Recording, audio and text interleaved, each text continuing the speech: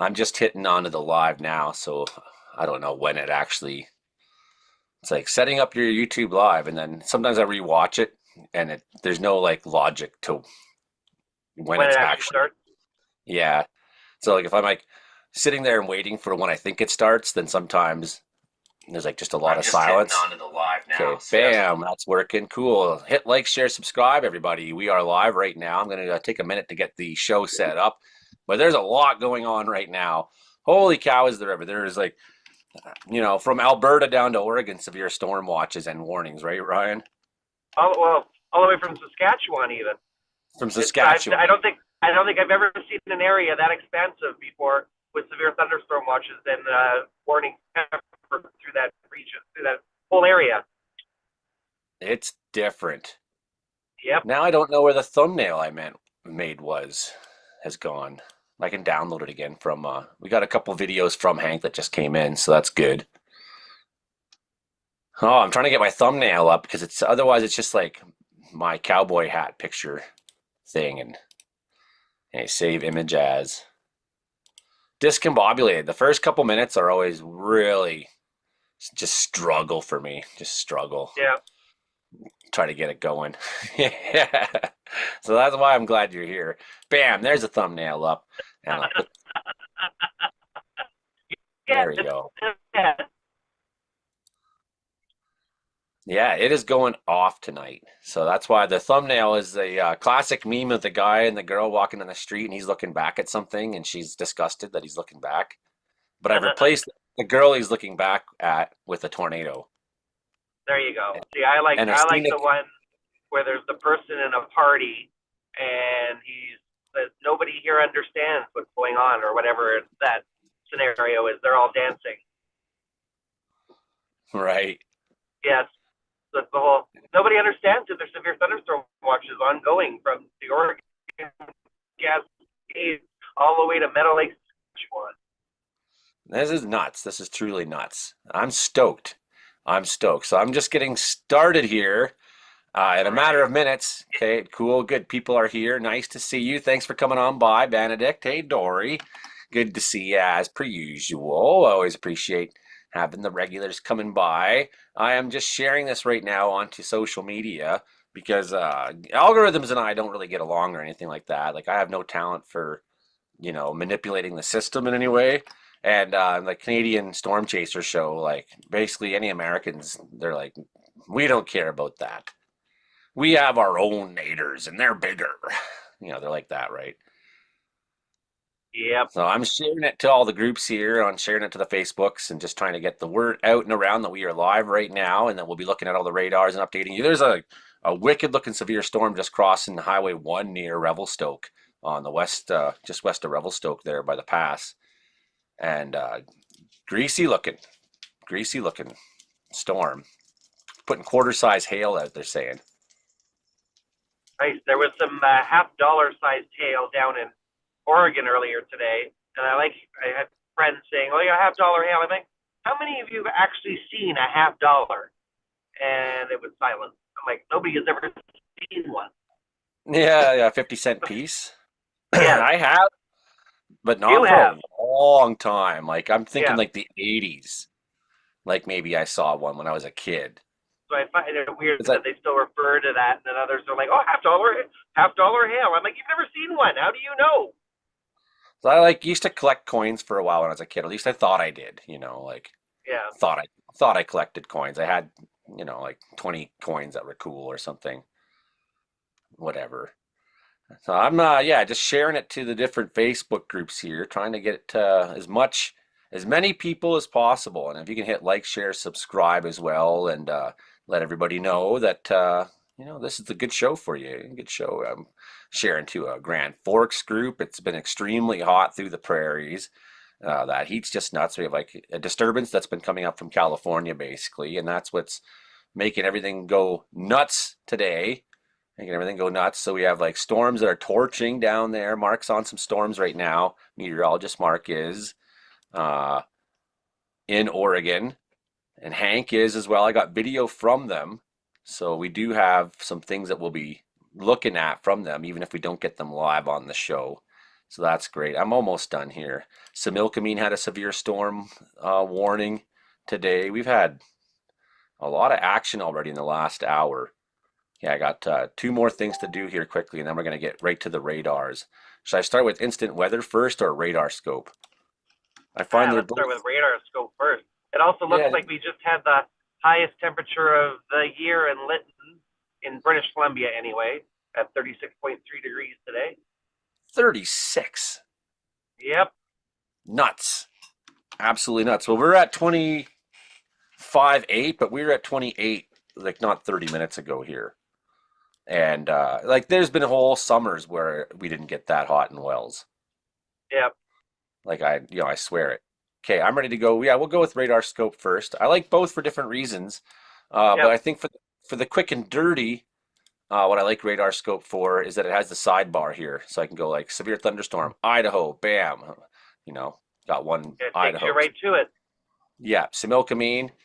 This one should be expired, I think. Yeah, it's expired. So we did have this one. It's probably this cluster here now that's moved on up.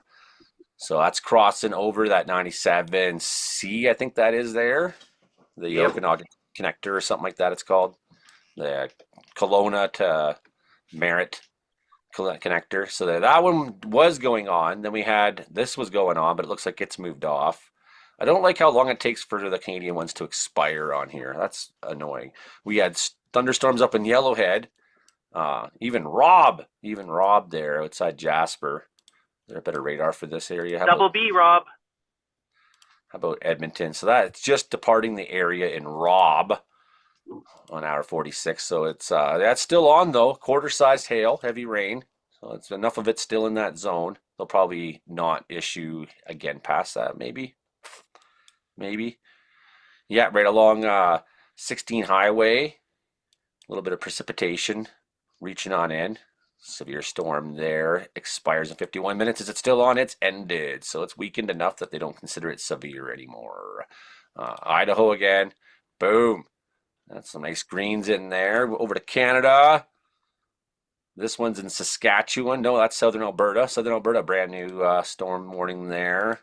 Says 48 minutes ended. That's ended. So that's the problem I don't like with radar scope. Look at, they're all ended. This is a brand new one though. Wind gusts, quarter size hail, heavy rains. Then we had the severe watch in the Cranbrook area. We did have a couple severe storms pop off down there. We had this one by Revelstoke that's just crossing the highway now. Nasty nugs in there.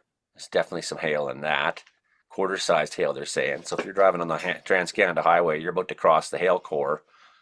Going to be some possibly chipped vehicles and some, yeah, don't feel too sorry for them. Happens. So there's a lot going on the board. A lot going on the board. Busy day. Down by Waterton, we've had storms, right? Revelstoke, this one's going on. Flash floods in Montana. That's a thing today. Holy cow. So there's things I like radar scope for. There's things that I like instant weather much more for as well. Here in Washington Yeah. State, these I guys think are one of coming. the biggest reasons with radar scope that it's a problem with is at least stateside, they have expiry times for their severe thunderstorm warning. We do not. And that's why radar scope lags. Yeah, fair enough. So But yeah, I get it. this bunch of nastiness is going to cross the border sometime tonight. So look out. You're going to have a great light show, I think. Man, the lightning that's been going off down there has been really, really intense. Really intense. Here's that KPDT. I'm sure there'll be a couple, at least 100,000 lightning strikes when this is all said and done, if not more, in the northwest and I think that's believable. I should sit up a little bit more. Turn my camera. There we go. Be a efficient host. Okay, well let's go to another image here. We'll go instead this time. Oh, let me switch that though first. We'll go to the lightning trackers. Snap. Snap. Just for fun. I don't find. Wait a second. That's not what I wanted. Blitzer tongue. I don't find Blitzer tongue as great at capturing BC lightning strikes. No? No, not at all. Like I've been sitting there observing storms and it not go off on Blitzer tongue. What I do find is generally the case though is that any really strong bolt will get picked up. So See, it the also ones that are depends. Some apps only record cloud to ground strikes and not in cloud, or yeah, cloud to cloud strikes can also be the issue. I think that's part of it. I noticed the strongest ones do show up. Yeah, So and those are especially typically cloud to ground anyway. yeah. So it could be that. I've always kind of assumed that, but I'm not sure. But what I do know is I've like sat and watched storms that were going on, and I got a weird buzz in my one speaker here. Watch storms Yeah, that were going on and seeing the lightning, and I was like waiting. Whereas the lightning tracker app on your phone seems to be a lot more sensitive to what's going on in yeah, BC. So I think what happens too is like people have reporting stations all over the place. They set up their own little um, like there's a lightning detector that you can buy that can connect to Blitzer Tongue's network. yeah. And what we need to probably do is have more people in BC that are connected to that. Probably that would probably help.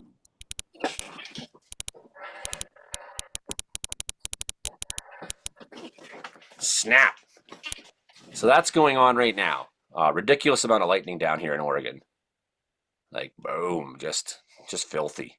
Just filthy up into Washington State, filthy. So this hole is kind of turning this way, and these guys are going sort of up this way. And they're going to cross the BC border sometime after midnight. Although we already have storms popping up in front, there was a couple lightning strikes in the Caribou already. There's a little bit of development going on in the Caribou right now. There's some definitely very summery skies I have here. The cirrus are all very wispy and very, sometimes they look like northern lights, like the mare's tails. You know what I mean? Like they just keep, Yep.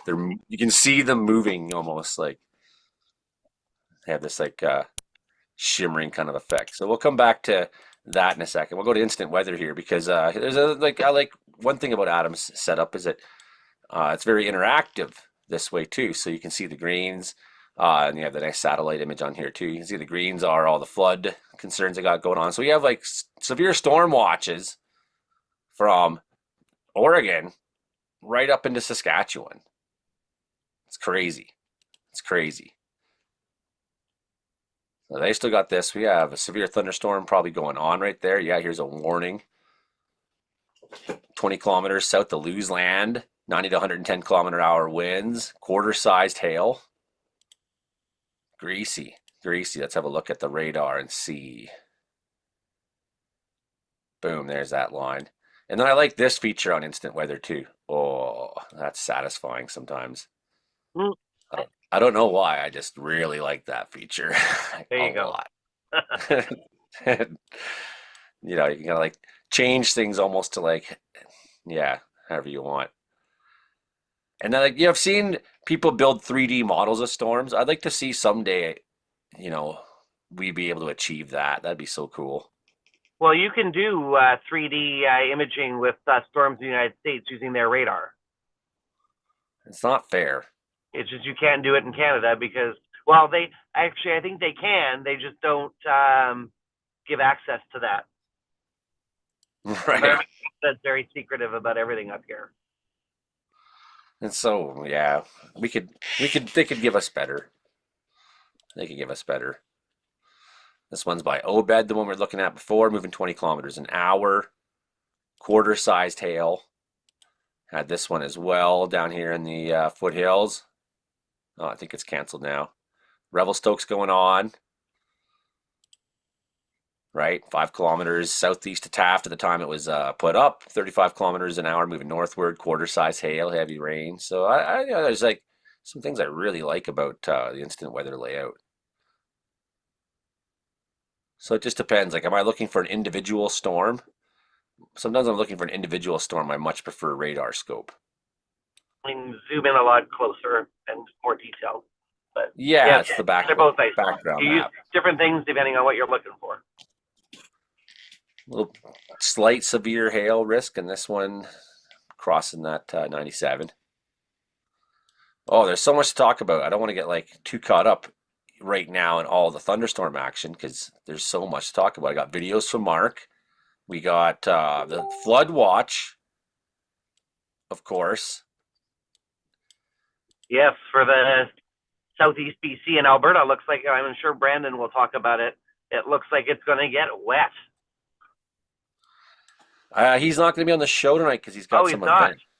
No, Well, Alberta is looking wet next week, and it's going to go on for towards this days. weekend. Just I know. Which it's going to this weekend and swirl next around week, and come back.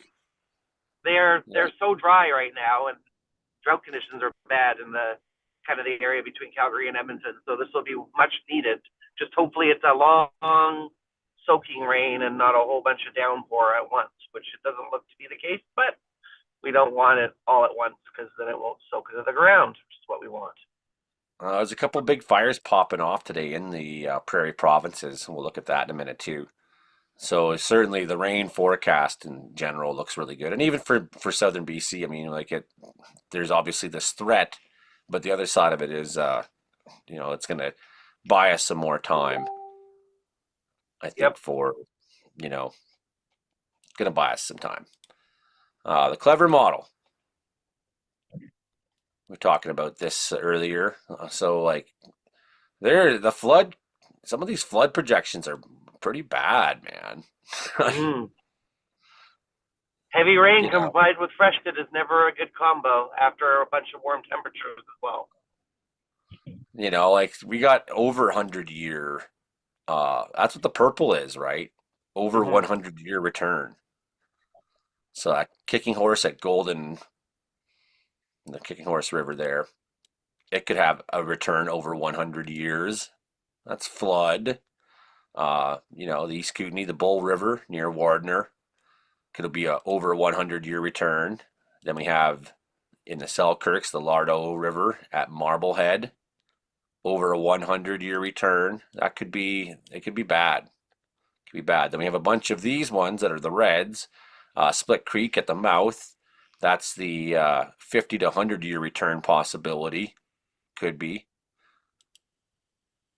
Spillimcheen, again, 50 to 100-year flood risk. 50 to 100-year flood risk. Beaton Creek, 50 to 100-year flood risk. The Kootenay River, I forgot to say the name of it. St. Mary River, 50 to 100-year flood risk. Not good.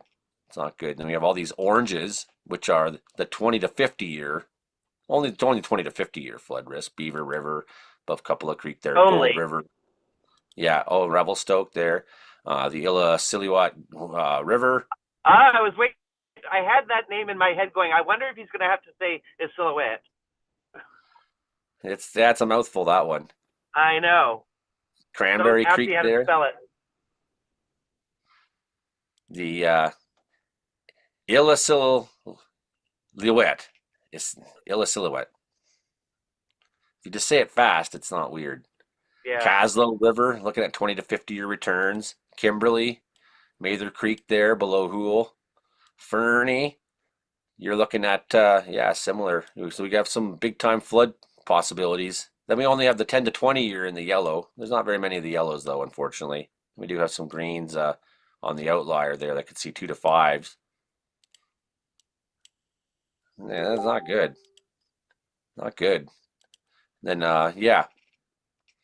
1 to 2 year even on some of those stations. So there's a few whites out there, but it's starting to get worse and worse and worse. And even up in the Peace, it's not into like lookout territory yet, but we can see some blues coming on the board up there as well. So that's very concerning.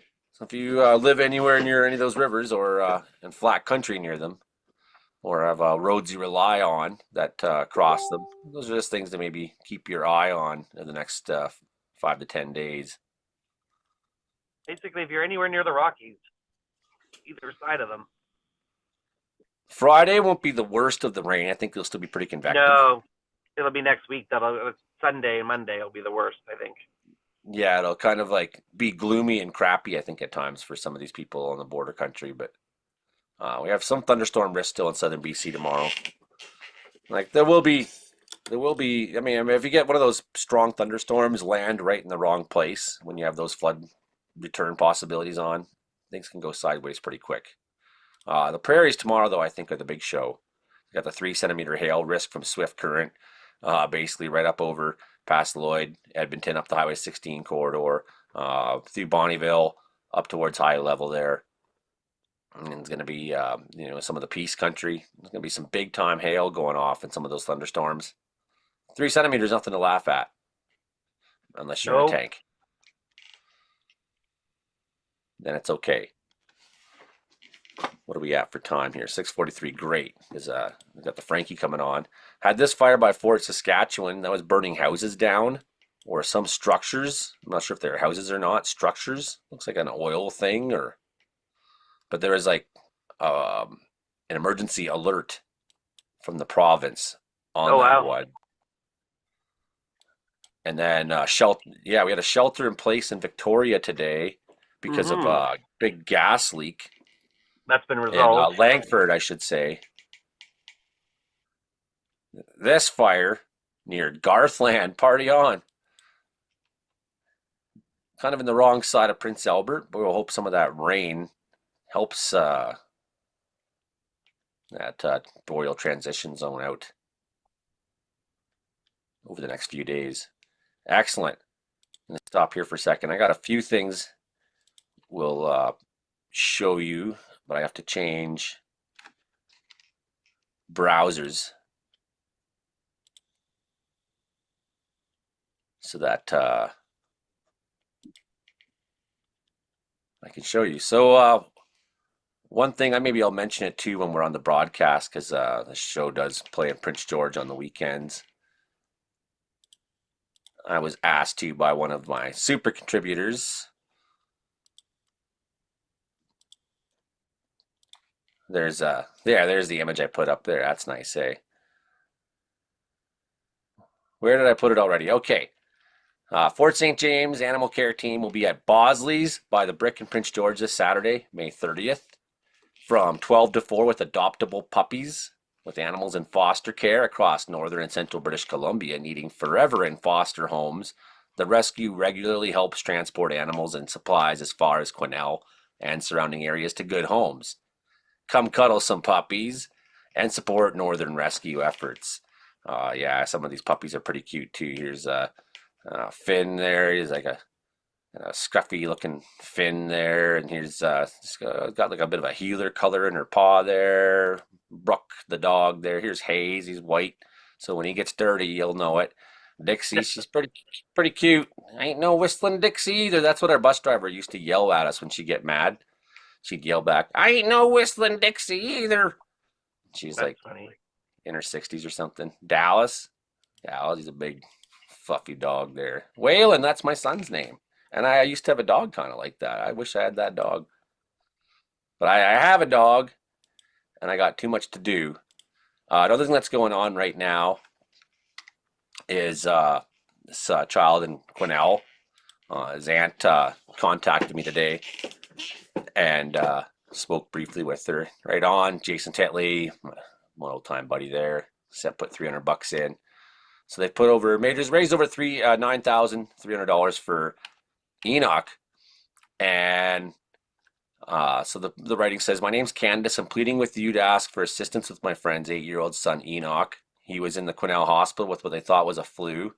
On Saturday, Enoch and his mom, Christine Rokas, flew down to Children's Hospital because he was diagnosed with lymphoma, which is cancer of the blood system.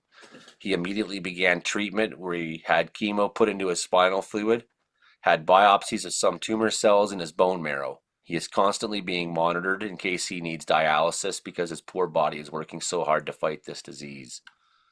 Enoch loves Marvel, cats, and being outdoors. He loves to build things, learn about science, and he likes Adam Sandler. Children's Hospital has told this beautiful family they'll be living there for 4 to 6 months. Christina has now lost her income as a teacher. She's a school teacher, Christina is, and has other children here in Quesnel to provide for.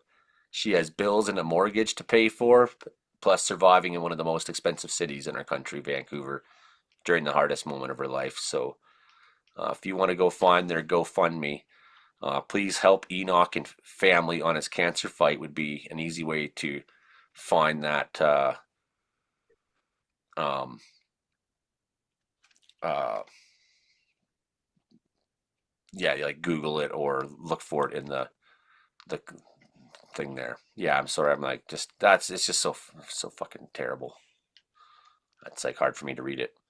Maybe we'll read that during the show again during the radio broadcast as well. Yeah, the emergency alert in Alberta today we were talking about. Here, we'll let her This is an Alberta emergency alert. County of Barrhead has issued a state of local emergency due to a wildfire. This alert is in effect for the Somerlia subdivision near Thunder Lake. There are structural fires in the Somerlia subdivision near Thunder Lake, approximately 20 kilometers west of Barrhead. Residents in the Somerlia subdivision must evacuate immediately.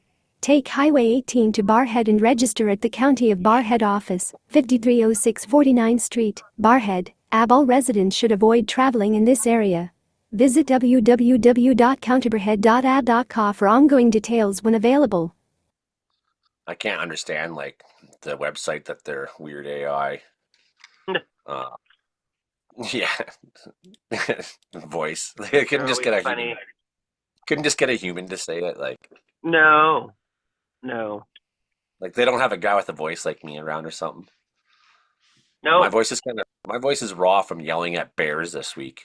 But the most amazing thing happened. The whole community, like there's like 10 people came out yesterday when I heard the bear was at the community garden. I was like, okay. It's like took me about a minute and a half to get from here to there, get out my door, get in the truck, get over there. Not even maybe 60 seconds, minute and a half. And by that time cars were all pulling up. It was like all these Wells locals were like getting out with their clubs and sprays and getting ready for war, and we all like put the run on the bear, and I don't think he's been back now since. Everyone like stood there at the edge of town for a long time and talking loud and just it was like a big thing. It was like and everyone's so mad because the gold mine had the night before basically told the whole town that they basically intend to destroy our town. Completely. That's nice. Yeah, like they're gonna completely fuck this place up. Including like breaking all the agreements with the environmental assessment and with the community on noise violations, and they want to now like quintuple the size of their big plant they want to put here for this concentrator, and we are losing our community if we don't fight. So everyone's very fighting mad. So I thought it was funny, like just the next day, like finally was the time that that vision I had of like just everybody coming out of their house to fight the bear when the bear shows up until the bear goes away. Instead of it just being me alone all the time, being like a hero, it's like I think I've convinced everybody we can do this. Like, and it was neat. Yeah, just vehicles all pulling up because everyone saw it in the Facebook and figured, everyone's coming out of their houses and the kids are pointing. He's down there.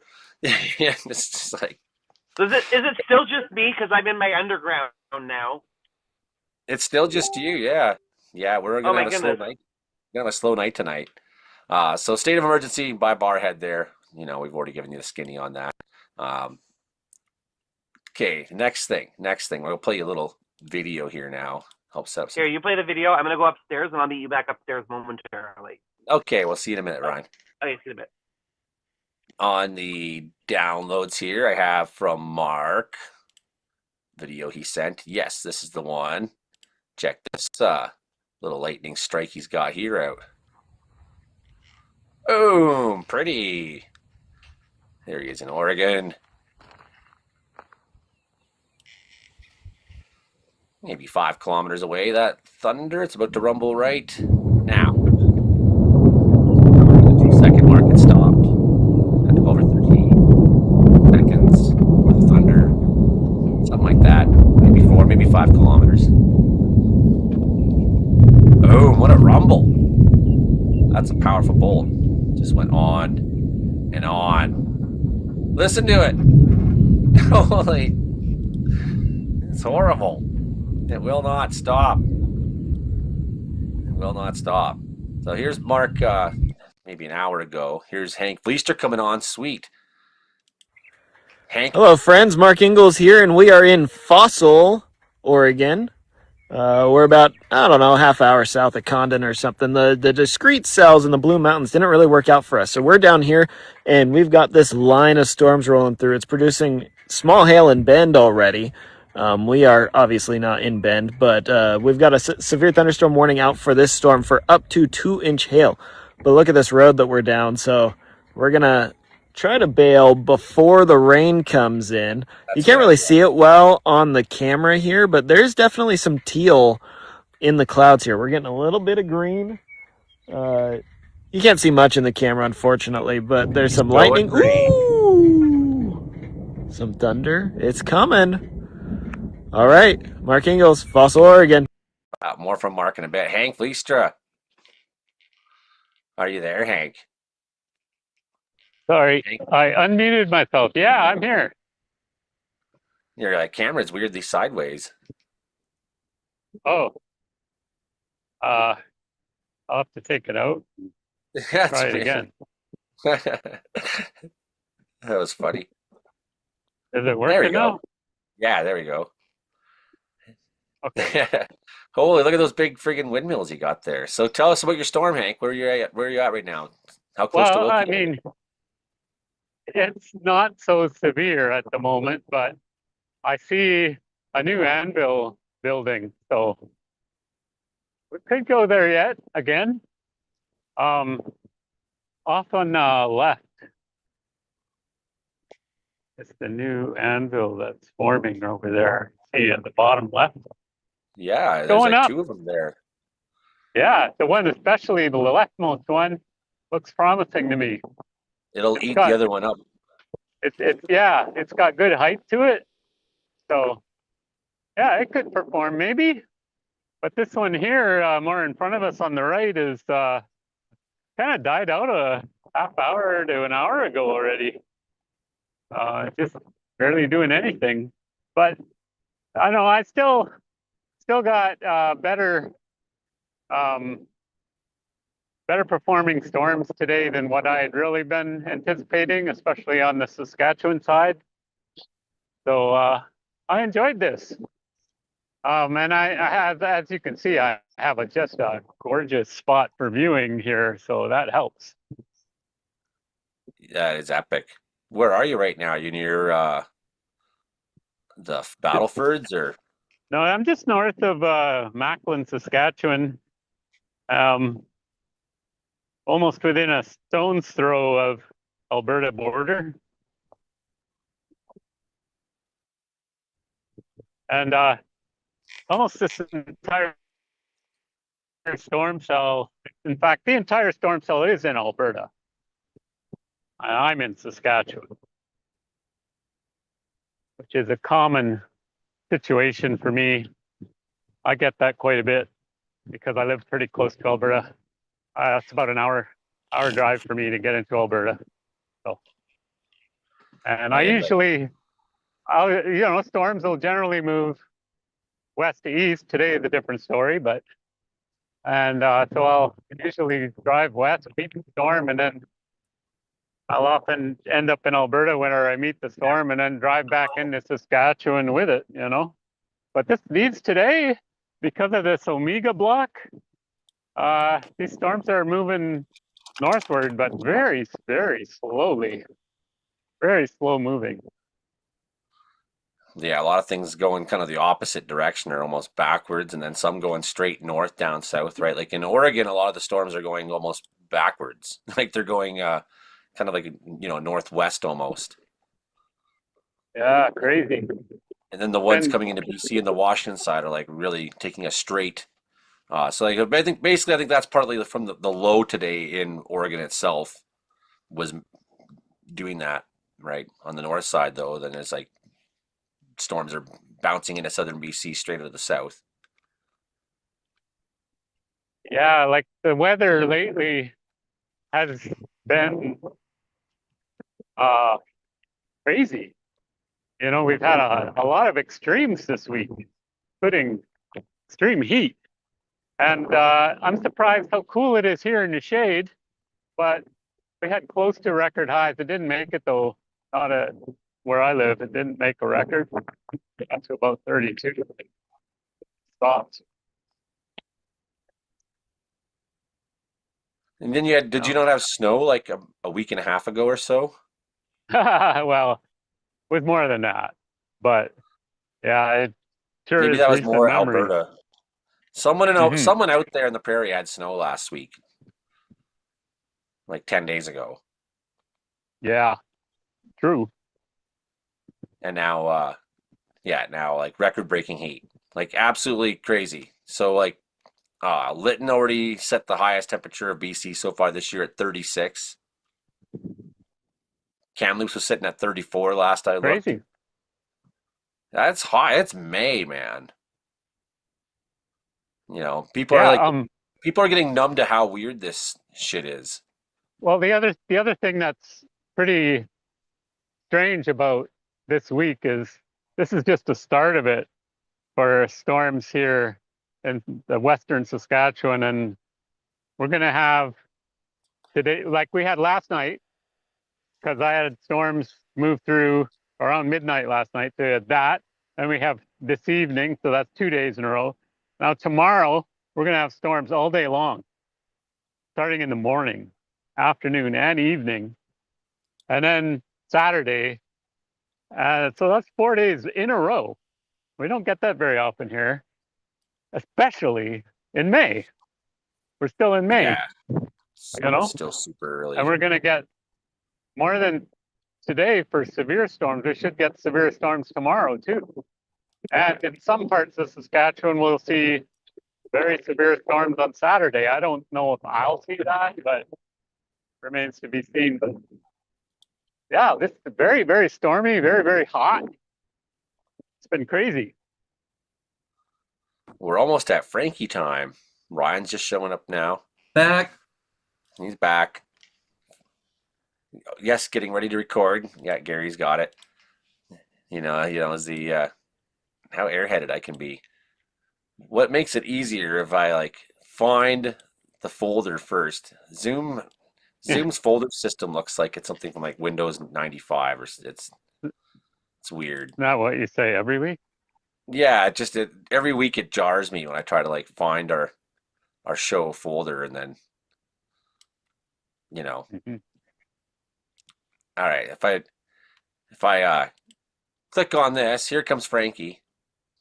Frankie! Wow, the weatherman, that's so loud. Good that I checked that before radio time. Because that always like blows my mind. Can you yodel for us? Say hi, Joey only. Yeah. Say hi, Joey only. What's that? Say hi, Joey only. Hi, oi, oi. Joey Oi, oi. only. Joy, oi. Joey, I'm Frankie Down. You're listening to Comedian Me Roger Weather Report. Hi. Say hi, Joey only. Hi, Johnny only. For you fight forest fires, say hi, Joey only. Hi, Johnny only.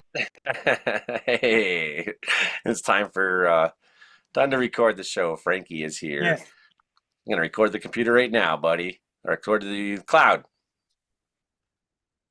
All right, we're recording right now. Comedy meteorology show. We are live right now. We're watching all the severe thunderstorms that are kicking off. We got like severe watches on Thursday, the 28th of May, right from Oregon to Saskatchewan going on. Like severe watches consecutively going on. Severe thunderstorms are popping up in southern British Columbia. It's so fun right now. Hank Fleister's out chasing in the field. We have him with us. Meteorologist Mark has been sending us some videos. He's down in Oregon on some really spectacular looking thunderstorms. Ryan Vodolainen, just back from his tornado chasing trip, is here with us as well tonight in the show. And of course, the man himself, the legend, Frankie McDonald. This is the Comedy Meteorology Report. It's your show about how much the weather sucks in Canada. I'm your host, Joey Only, here in Wells, British Columbia. Caribou Weather Dude YouTube channel. You can see us every week here on Caribou Weather Dude YouTube channel. Where's Mark Ingalls? He's storm chasing outside Kennewick somewhere, Frankie, near Ukiah. Last I heard. We will. I got some videos from Mark. I'll show you. Okay, let's roll the credits. Let's roll the Washboard Hank show title. Well, whether it's hot, whether it's cold, whether it's hot, Frankie's got the weather we've got. Wait a minute. Well, whether it's cold, whether it's hot, Frankie's got the weather or not. We're tracking all the storms tonight in the live stream. Listen to us on C for 88.7 FM, Prince George. Of course, this is not live on your radio stations, but it is live here on my YouTube channel. So if you want to watch the show live sometime, make sure you come to Joey Only Kirby Weather Dude YouTube channel every Thursday night at 7 p.m. C for 88.7 FM, Prince George. Thank you for hosting us. Of course, CKUW Winnipeg. Glad to be on your airwaves once again this week. Then we have CFBX Kamloops. Thanks for playing us, and our friends CHLS and Lillooet 100.5. Thank you for having us on your radio stations as well. Okay, well, what we should be doing right now is getting to the man himself, the world's greatest weatherman. He's Frankie McDonald. He's out there in Sydney, Nova Scotia, and he's totally the world's greatest weatherman as far as I'm concerned here. That's Frankie! Can you yodel for us?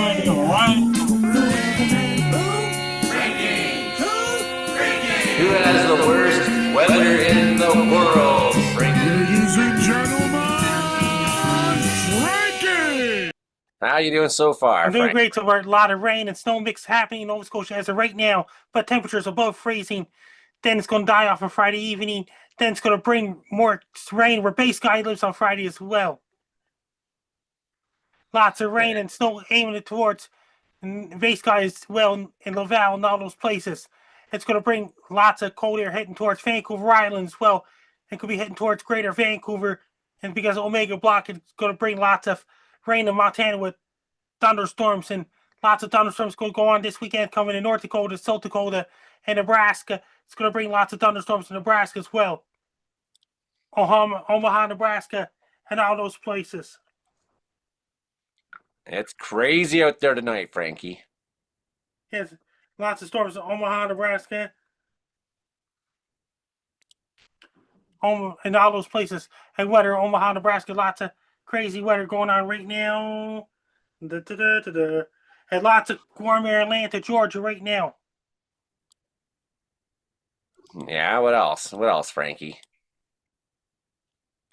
Hi, this is a Hank Husser, John Husser. Oh, yeah. I'm doing great so far. Does he know he's on the radio show? Yeah. No, I'm happy. I'm Hey, happy. John Husser. Welcome to the Comedy Meteorology Report. I can hear you. And Joey Ollie. Okay. This is Madeline. Madeline, this is Joey Ollie. Oh, yeah, yeah. Look at all these storms torching off, Frankie. I thought Joey Only was canceled. Yes, it's not canceled. Yes, it's not canceled. Not canceled. Meteorologist Mark is down here right now. That's a meteorological weather report. That's a special guest. Thank you. You're supposed to be talking on the phone when you're a guest on a show. And that means that Madeline is a special guest on meteorological weather report. What's the name of the show? Meteorological weather report with Joey Ollie. Welcome. How's the weather where you are? That's Joey Ollie. That's me, yeah. Thank you. Say hi, Joey. Hi, Joey Only. And that's Joey Yeah. Ollie. Say hi, Joey Only. Hi, Joey Ollie. I'm doing great so far. And- Hi, Joe. Hi, Joey. Only I'll say it too. Why not? Bay Sky There shows we go. tomorrow night. Okay, well, meteorologist Mark is down near one of these storms right here, Frankie. Look at this one. 52% risk of total severe, 22% chance of severe hail, 34% chance of severe now. wind. That's crazy storms going on down there. Now, all these guys over here, Yes. like this one by Moscow, Washington, it's going to be coming into British Columbia It's tonight. great so far. It's going to be absolutely nasty, Frankie. Absolutely Yeah. nasty. Going to be so much lightning. And it's like record-breaking heat all across the prairies.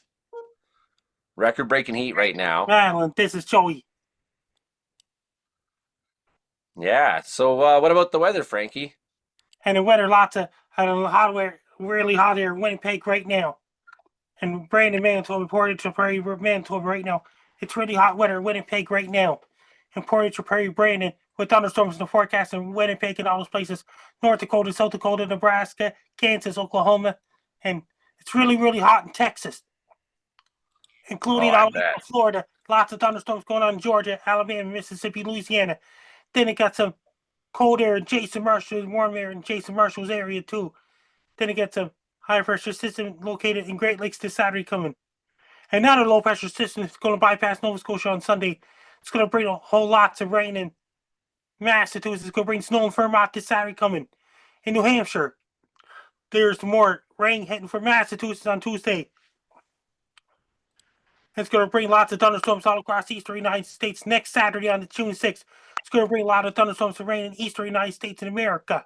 It's going to bring lots of thunderstorms and rain in Boston, New York, Washington, D.C., Pittsburgh, Philadelphia, North Carolina, South Carolina, Georgia, Florida, Alabama, Mississippi, Louisiana, Texas, California. It's really dry right now to get some snow in mountains of California. It's coldest place in the United States is California interior. Because Omega Block, it's really hot and dry in Mexico right now, Baja California, Mexico. There's that Omega Block right there, eh, Frankie? A great big H sitting over top of and that lots big of bay, Hudson thunderstorms Bay. and rain. A lot of thunderstorms and rain going on in Guatemala, Costa Rica, El Salvador, Nigeria, Honduras, and Panama right now. Hey, Frankie, guess who's just showed up? Meteorologist Mark Ingles is showing up right now. Mark Ingles is here. Yeah.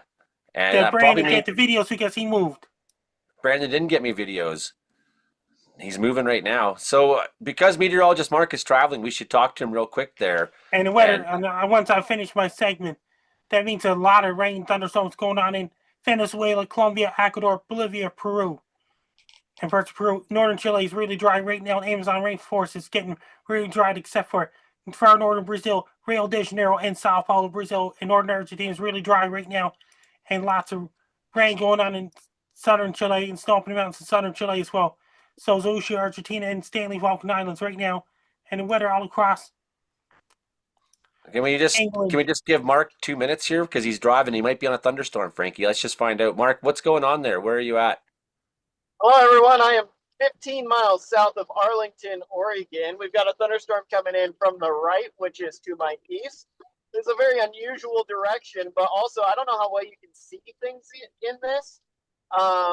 But there's a fire about, I'd say, from here 2 miles to my northeast. And so it's blowing, this gust front is blowing the smoke due west. It's not going up at all. That cloud on the ground there is not dust. It is smoke. So there must have been a lightning strike ahead of this storm, but it's about to get really quenched. We've had a lot of severe thunderstorms here in eastern Oregon today. Burns, Oregon recorded a wind gust above 100 kilometers an hour. I think Boise, Idaho recorded 110. This is all moving into my part of Oregon now, obviously. But yeah, this is what we're looking at. It is all, we thought we'd have some discrete cells, maybe get a tornado or two. That didn't really materialize. I heard of a landspout tornado to the southeast somewhere. I haven't had a chance to look at it too deeply. But for us, the threat has really become this linear bow action. Oh, I might lose you in this little goalie here. The linear bow action producing wind speed. Let's think off the top of my head, maybe around 125 kilometers an hour. This is a very unusual system and very unusual to get severe weather of this caliber in eastern Washington, or eastern Oregon, and I guess eastern Washington. So that's what we got going on here. I've been doing some Facebook live streams over there on Ingles weather. So Joey, if you keep a casual eye on that, you might see me again later, and you can pull from that to bring me into the show. But I thought I'd say hello. I'd say hello to my favorite weather forecaster. That's, of course, Frankie McDonald. And yeah, that's how things are going here in eastern Oregon, about 10 miles south of Arlington. Right now, it is 7:11 p.m. Pacific time on Thursday. Right on. We got you in the field, and Hank Vleister's also out there as well right now, although he's inbound, leaving one storm to go set up for another, I think. We'll come back to you, or if you can pop in, Mark. If not, I'll try to grab from and your the live weather streams. and the weather all across England. It's really, really hot in England right now. In Wales, Scotland, Ireland, to get some rain heading towards Ireland on Saturday and Sunday coming up. They get some thunderstorms in the forecast in Ireland. Then they get some from the rain and thunderstorms in the forecast in France, Germany, and all across Netherlands, Denmark, Belgium, Italy, Switzerland, Austria. It's really, really hot in Spain, Portugal, Morocco, with showers of thunder, chance of showers of forecast, including Casablanca, Rabat, and all those places. It's really dry in Libya, Egypt, and Algeria right now. It's really lots of rain and forecasts and showers in Norway, Finland, Sweden, and Poland, including Albania, Greece, and Serbia, Macedonia, Bulgaria, Romania, and Ukraine is getting cold right now. Moscow, Russia is cooler than normal. Belarus is cooler than normal, so is Poland, and Murmansk, Russia, and all those places. And the weather all across East Asia. There's supposed to be a typhoon aiming it towards Japan next week. Nice. Oh my God, Japan, eh? Japan's going to get hit by a typhoon next week, including Tokyo, Kyoto, Osaka, and all those places. It's going to bypass South Korea.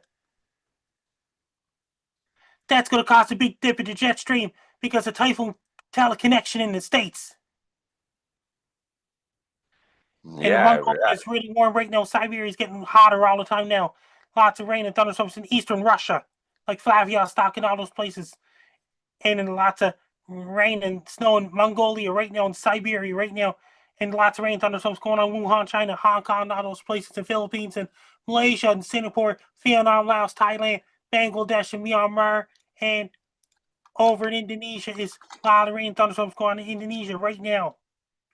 And India is really dry right now. It's getting the monsoon season next month. It's going to bring a whole lot of rain in parts of India because it's gradually transitioning from summer to monsoon season, including Mumbai, India.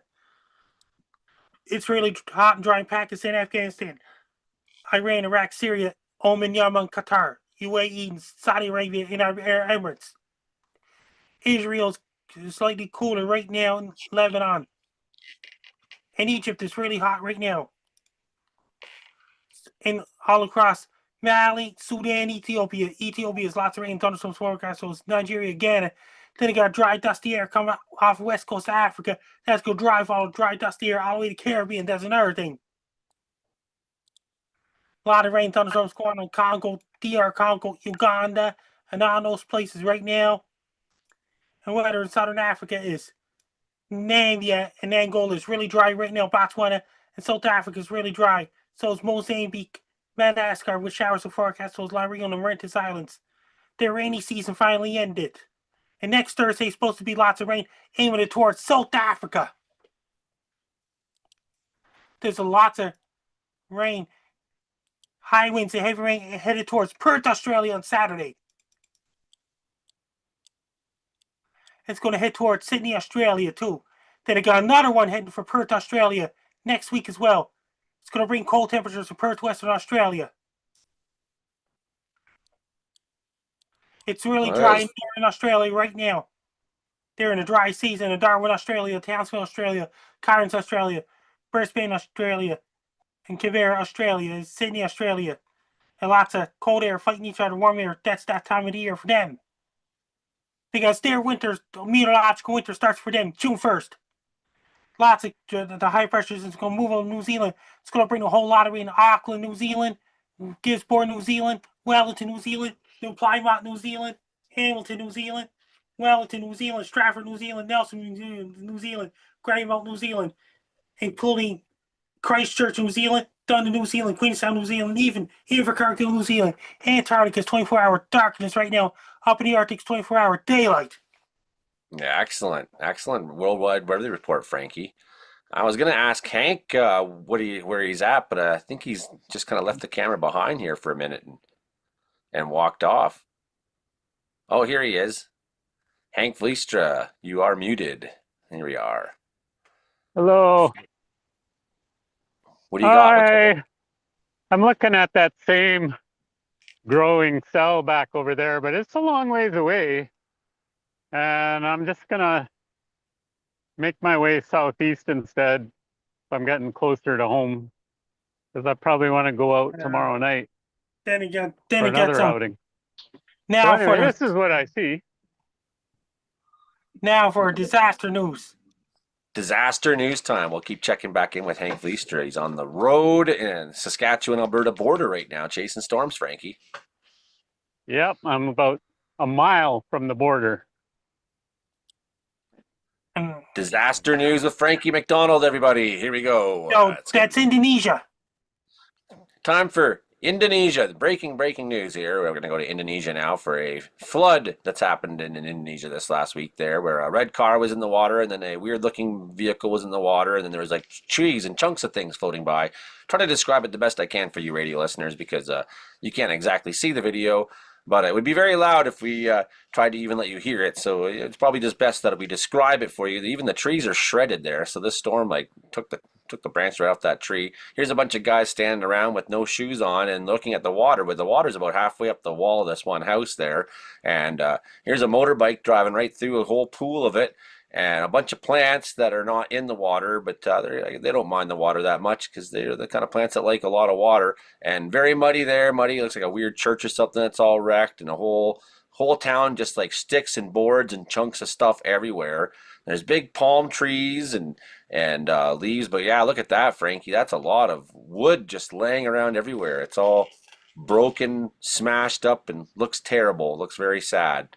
Very sad looking thing to have happen to you there. Big palm trees, all looking sad, just water everywhere. Look at the rain in Mexico. Okay, time for news in Mexico, where it rained really hard this week. Going down the street like a raging torrent.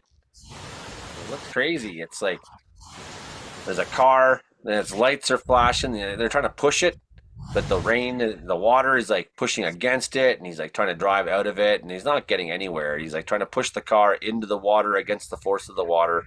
I don't know if they know how water works. This guy in his car there. It doesn't work the way he wants it to. That's how.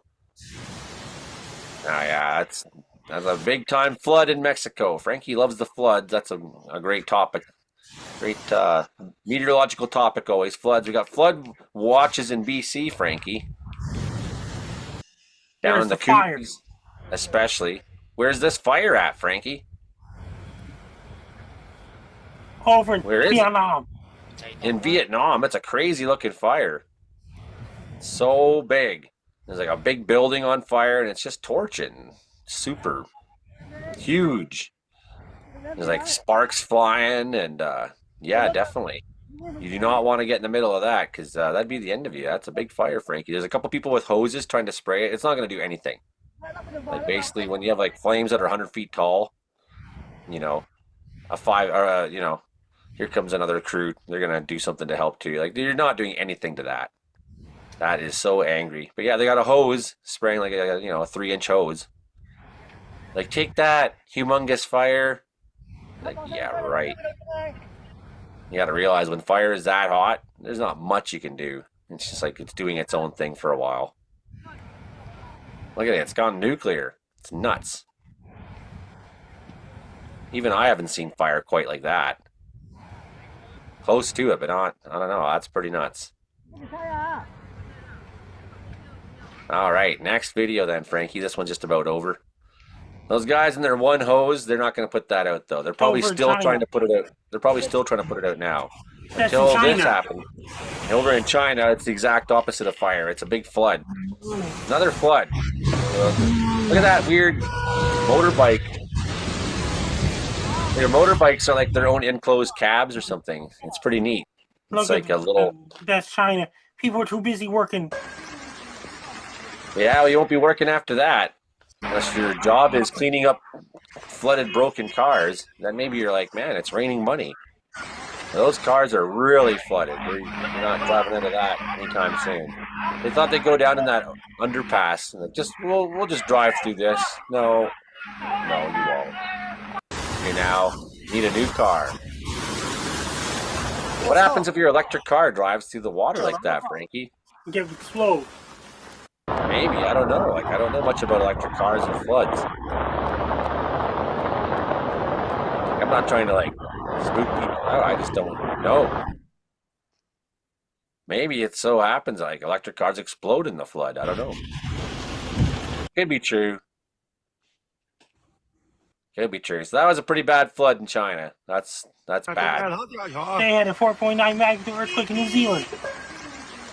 Yeah, they have a lot of big ones there in Christchurch area, don't they, Frankie? Oh my God, look at Indonesia. Time to go to Indonesia. Lightning, flashing, mud, pouring down the road. It's like a big mudslide. It's like all muddy looking water, just silty. It's all clay like. Terrible. Terrible. Yeah, you wreck everyone's crops. It'll wreck your cat. It'll wreck your garden. Wreck your electric car. Lightning flashing. Cute little vans they have there. Cute little trucks. My neighbor has a cute little truck like that. They speak their own language. Yeah, you know. There's like a lot of languages in the world, Frankie. A lot of them. That's the worst flood we've seen yet this week on the show. Very terrible. Okay. Yeah, that was a very loud one. More floods, eh? Yeah. It's time for Ryan report. Well, we got Ryan report, and I also have 3 Frankie videos this week. Oh, wow. Let's show the Frankie videos now. Well, we're not going to do them all now. We're going to do one now. We're going to do one when you come back, and then we're going to do one for the outro. Then we'll do one now. So we'll do the one now there. Yes. I have a question for Frankie. And Mike McGregor in Winnipeg, Manitoba has just joined us there. You got a question for Frankie. Yeah, Frankie, where is the coldest weather in the world this week? Somewhere in Antarctica. Not Canada? Obviously. In California, too.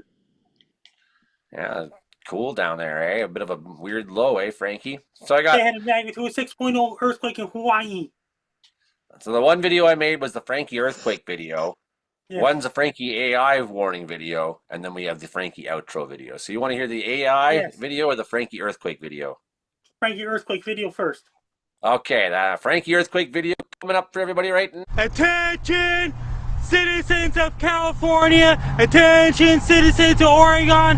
Attention, citizens of Washington. And attention, citizens of Vancouver, British Columbia, Canada.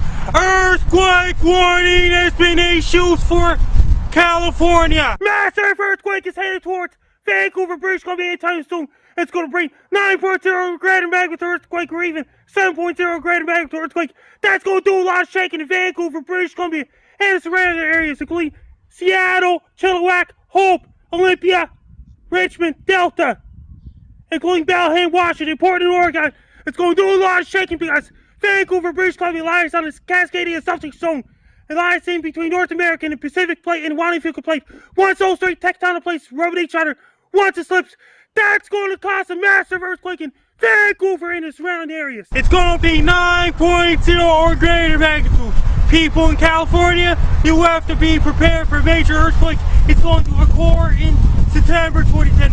The earthquake will be so powerful in California and may destroy lots of houses. Another massive earthquake is going to hit Indonesia anytime soon. It's going to bring 7.0 greater magnitude earthquake.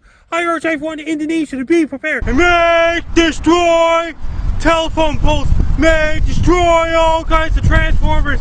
It may knock all kinds of telephone poles over in California. People in California, be prepared. Have your medical kits ready. Have your everything ready. And have all the flashlights ready and canned foods and everything. The earthquake will be so powerful in California. It's going to bring a lot of shaking that can damage Lions Gates Bridge, Ironworkers Memorial Bridge, and Port Mann Bridge. Because the earthquakes can do a lot of damage to buildings. I urge everyone to start doing the earthquake drills. It may destroy everything. 16 kilometers east of Calama, Chile had a 6.7 magnitude earthquake. It did a lot of damage to some properties and things like this, and it was shaking. And 16 kilometers east of Calama, Chile. Golden Gate Bridge may collapse. It may affect Arizona, Nevada, Utah, Colorado. It may affect Montana, Idaho, and everything. People in California, be prepared for September 2010 major earthquake. Have a nice day. People in California, be prepared for a major earthquake. Good luck. Good luck, people. I love the good luck. And then I'm like, That means it's time for a Ryan report. I'm a little high up here, Frankie, on the 16th floor in Vancouver, and now you have me making sure that I'm prepared for the next mega thrust earthquake. Hopefully, I'll be okay. If you see me running from the window, you'll know why. Yeah, there's this old Frankie clip I have here. Yes. Where is it? It goes like this. Here it goes. Ready, Frankie? This is a classic one. This was People in Vancouver, you can't escape from major earthquakes forever. okay. What was that you were saying, Ryan? I hope I am no longer alive when the next big one happens in another 200 years, please. It's time for Ryan report. Yes. So I don't have much, but what I did do is I actually just sent you a video in the group chat there, Joey, because we've been talking this evening about our severe weather threat that's been happening in the inland Pacific Northwest, as well as the southern interior of BC, with a plethora of watches and warnings that have extended all the way from the Oregon Cascades all the way up to Meadow Lake, Saskatchewan, and everywhere in between. But it looks like, and this hasn't been confirmed yet, but there was a storm chaser in eastern Oregon that recorded looks like a landspout tornado today. You see it. I see. Yeah, okay, I got a clip right here. Let's have a look at this. Fresh Boom, off okay, the press. It's going to take me a second to set it up, but I have found it. Yes, Okay, so Justin screen, Smith down share there. sound, and we have a nader. I'll play on Here we tape. go. Come, I can't hear it. I don't know. Maybe he had no volume. I guess. Oh yeah, look at. There we got the rotation above. We've got ground circulation, it looks like. For you radio listeners, you can't see a fully formed condensation funnel. What you can see, like Ryan described, was the dust kicking up on the ground, but you can also see the rotation clearly up in the clouds above. So despite lacking that condensation funnel, and why it is not a full regular tornado is because it's at the front of the storm. It's part of the gust front, right? It's a land spout tornado that's in some ways sort of related to your dust devil, but not quite. But you do have like air that's rising at the same time as you have kind of air that's coming at it, and you have a wind that's spinning coming motion directly going at on. it. Yeah, and it creates basically a rotating area, and the spinning motion gets created. So whereas when you think about the classic tornado, your Wizard of Oz tornado, that comes usually from the back of the storm more often than not, or the rear quadrant of it, and is directly descending from the cloud itself. But And even is then, correct. not all of them always have condensation the whole way through. It just depends on how wet that column of atmosphere is all the way from the ground up to the cloud. So sometimes even in Kansas, you'll see it where you have an actual tornado like you see in the movies, but there's a little section that's missing because there's no moisture in there to that's condensed. Now, who is Justin Smith? I don't know. I was because Mark Ingalls had mentioned that he heard somewhere that there was a tornado somewhere in Oregon. I went and did searching for this gentleman and found his footage from today. And apparently this was near Plush, Oregon, and looking through the 300 comments. But of course, he didn't comment right on the actual post is exactly where this is. So he obviously does some storm chasing on the side and was able to capture this today in Eastern Oregon, which is not a particularly populated area, and it's somewhat desert-like. So it's a very interesting and not a common scenario to see tornadoes out that direction because there's just not many people to see them if they do happen, and we don't typically get these types of interesting setups like we have today that provide the opportunity for these to kind of happen. Well, I'm just wondering about his proficiency as a storm chaser, only because his statement is we've got rotation. Spectrum Sunstone Mine near Plush, Oregon. Now, he's not bragging. Look we got a landspout tornado here. Yeah. You know, he's saying we've got rotation. So I'm not sure he's even aware at the moment that he's filming this or posting it. Maybe I'm sure he is by now. Yes. that was really aware that this was actually a tornado he's looking at. And this I don't know, but yeah, if I look Because at you it, and then I would I look at will. that and we'd know, we'd say like, hey, look at both are moving. We Yeah, have connection, right? exactly. But not everybody understands that. They don't realize that they're expecting to see a tornado look like a cone or a funnel or a pipe or whatever, a Exactly. And wedge this or I don't something. know. So, but yeah, I now love that that counterclockwise motion though. It's just beautiful. What a beautiful exactly. video. Yeah, and you can see the little funnel below it, so which is awesome. But that Wouldn't band that of be? storms now is moving up and into Washington State, a whole line of it. I know I had some people asking here in the Lower Mainland if we were going to see anything. Unfortunately, it looks like it's going to all fizzle out before it gets anywhere near the Lower Mainland. Although we got some cool, you can see those storms in the BC interior right now, from even all the way as far as Vancouver, the cloud tops, because they're so high up. I think our storms that are happening in BC right now too. Like I don't think that we're getting the full show that Cool we're going to footage. get. So that was neat Hey, to see. Hank. Um, in terms of like, I feel like this afternoon we're looking at stuff that's more dry. There's not a lot to see on radar. It's very tight. A lot of the little storm cells we've seen in BC this afternoon and into the evening. I have the radar scope set up right here, conveniently. Wouldn't that tornado have been a QCLS tornado? Quasi part of a quasi linear system. It depends. I don't know what I hadn't looked at the radar at the time. If it was a single cell, then you wouldn't call it a QLCS. Those are typically during like a whole band of storms, and in this case, I don't think that. Okay.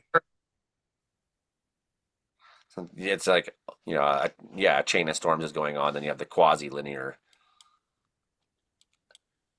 So yeah, these are really tight. Like, and they're not like, at this hour. They're kind of calming down. There's not much We're going starting on to now. lose our daytime heating now. Yeah, like they're falling apart right now. This guy down here still looks okay. Certainly, we had my buddy Nolan Thompson was chasing down around here filming. I haven't seen video from him for a while, but some storms torched off there, so I assume he had some success. And he went quiet for quite a while, so that's usually what happens when you're just like he's not bored anymore, standing around asking Hey, me he hasn't what I posted think. anything in the Lower Mainland chat yet. He usually posts when he gets stuff locally, so It could be like in the thrill of the hunt or whatever, right? probably. But yeah, he's out there somewhere. And I do have a couple videos from this afternoon, but nothing in the last little while. Our little nug by Revelstoke there, it's just like becoming a singular cell almost.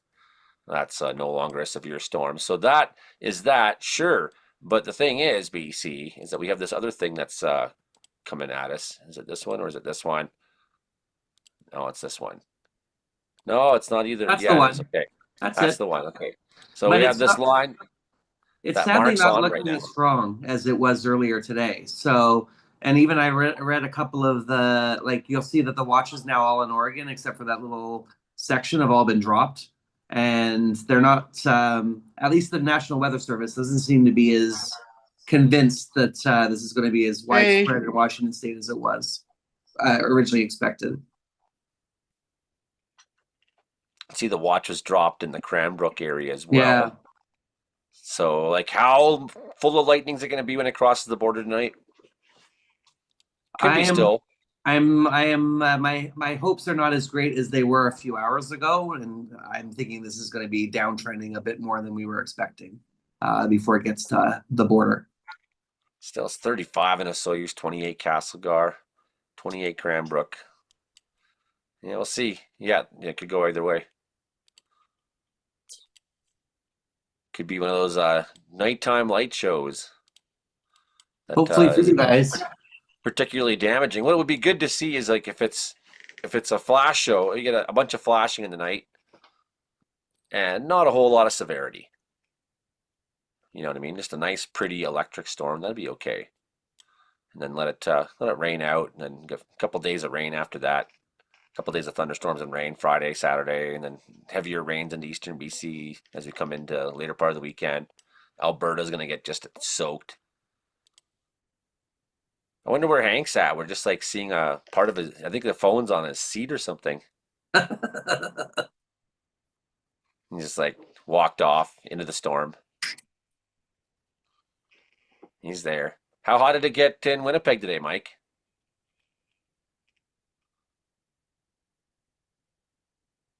I think you're muted right now, bud.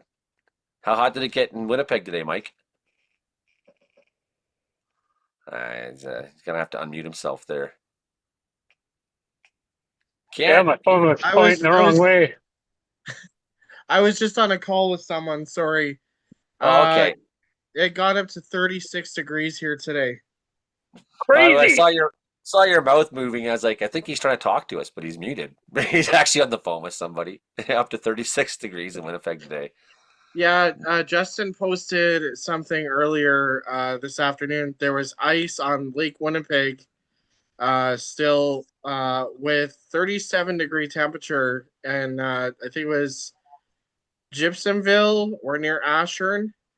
It got so hot today that I didn't even bother going outside. We've had temperatures the last few days in the upper 20s, and today was the first full day we hit the 30s. It looks like the rest of the week is still going to be hot, like 34 tomorrow, 35 on Saturday. We're in the 30s the rest of the week this week, and I was looking ahead.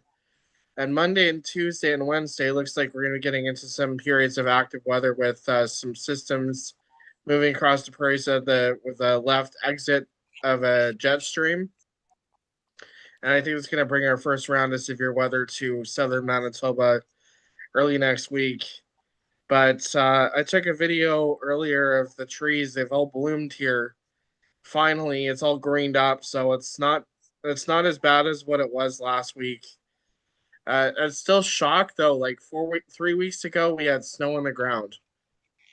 That's what you get. I feel like Mother Nature's turned her blowtorch on. Blowtorch. That sounds like a really late bloom for Winnipeg to me. Yeah, this time last year we had a full bloom, and then this is Mike McGregor for the Weather Center Manitoba and the Weather Comedy Report. Wow, love it out here. Spring's arrived, the trees are in full bloom, and the sun is shining. Got a nice, beautiful sunset over there. This is what spring is all about in Manitoba. Have a good night, everybody. I didn't realize you were talking in it. Yeah, I was. But yeah, it's crazy. There's a fire that flared up by Cranberry Portage. Justin posted on the Weather Center in Manitoba. There was a fire that shut down Highway 10 earlier today. But other than that, I don't think we've had much in the way of fire weather. Well, we've had fire weather, but we haven't had any fires start up with the heat. So that's good news. Yeah, a couple days back there, that one fire I seen there. But yeah, there was a big one in Saskatchewan that taken off today. I don't know if Hank was aware of that one, but just near Prince Albert, pretty big fire that was going off today. Let's see how far. We'll go distance here. I'm measuring at least from. I saw photos of. I couldn't decide if it was a storm or if it was a fire creating a pyrocumulus cloud. I was one or the other, and I couldn't decide from the photos. But maybe it was a fire. That was near Prince Albert. Yeah, definitely 29.3 kilometers from Prince Albert on a almost a direct southwest bearing. Almost a direct southwest bearing today. Just looking at it firms here. I know you're driving right now, but that's pretty sizable. Pretty sizable area that took off. So, I mean, yeah. The last I heard, that was the last I heard. You're glitching, Hank. Glitching. I thought that was unconfirmed. They hadn't decided whether it was but. Yeah, that's certainly fire. Then also, I said for one of my super contributors that I would put the word out on this for you Prince George listeners. But on Saturday, May 30th from 12 to 4 p.m., there'll be adoptable puppies at Fort St. James Animal Care Team. They'll be at Bosley's by the Brick in Prince George. Oh, Mark's going live. He's saying. With animals in foster care across northern and central BC needing forever and foster homes, the rescue regularly helps transport animals and supplies as far as Quesnel and surrounding areas to good homes. So if you're near Bosley's by the Brick in Prince George this Saturday, and you're listening to this, radio listeners, you can go get yourself a puppy. We'll go check out Mark's live stream in a second, but I do want to mention this again one more time. We talked about it in the pre-show. Young Enoch there, his mom's a school teacher in Quesnel. Enoch was in the Quesnel hospital with what they thought was a flu, but on Saturday, him and his mom, Christina Rokas, flew down to Children's Hospital where he was diagnosed with lymphoma, which is cancer of the blood. He immediately began treatment, and where he had chemo put into his spinal fluid, had biopsies of some tumor cells in his bone marrow. He is constantly being monitored in case he needs dialysis because his poor body's working so hard to fight the disease. Enoch loves Marvel, cats, especially his own, and being outdoors. If you want to help Enoch out, for you radio listeners, you can go to GoFundMe and look up Please Help Enoch and his family. Enoch spelled Enoch. That's kind of a biblical name. Enoch and his family on his cancer fight.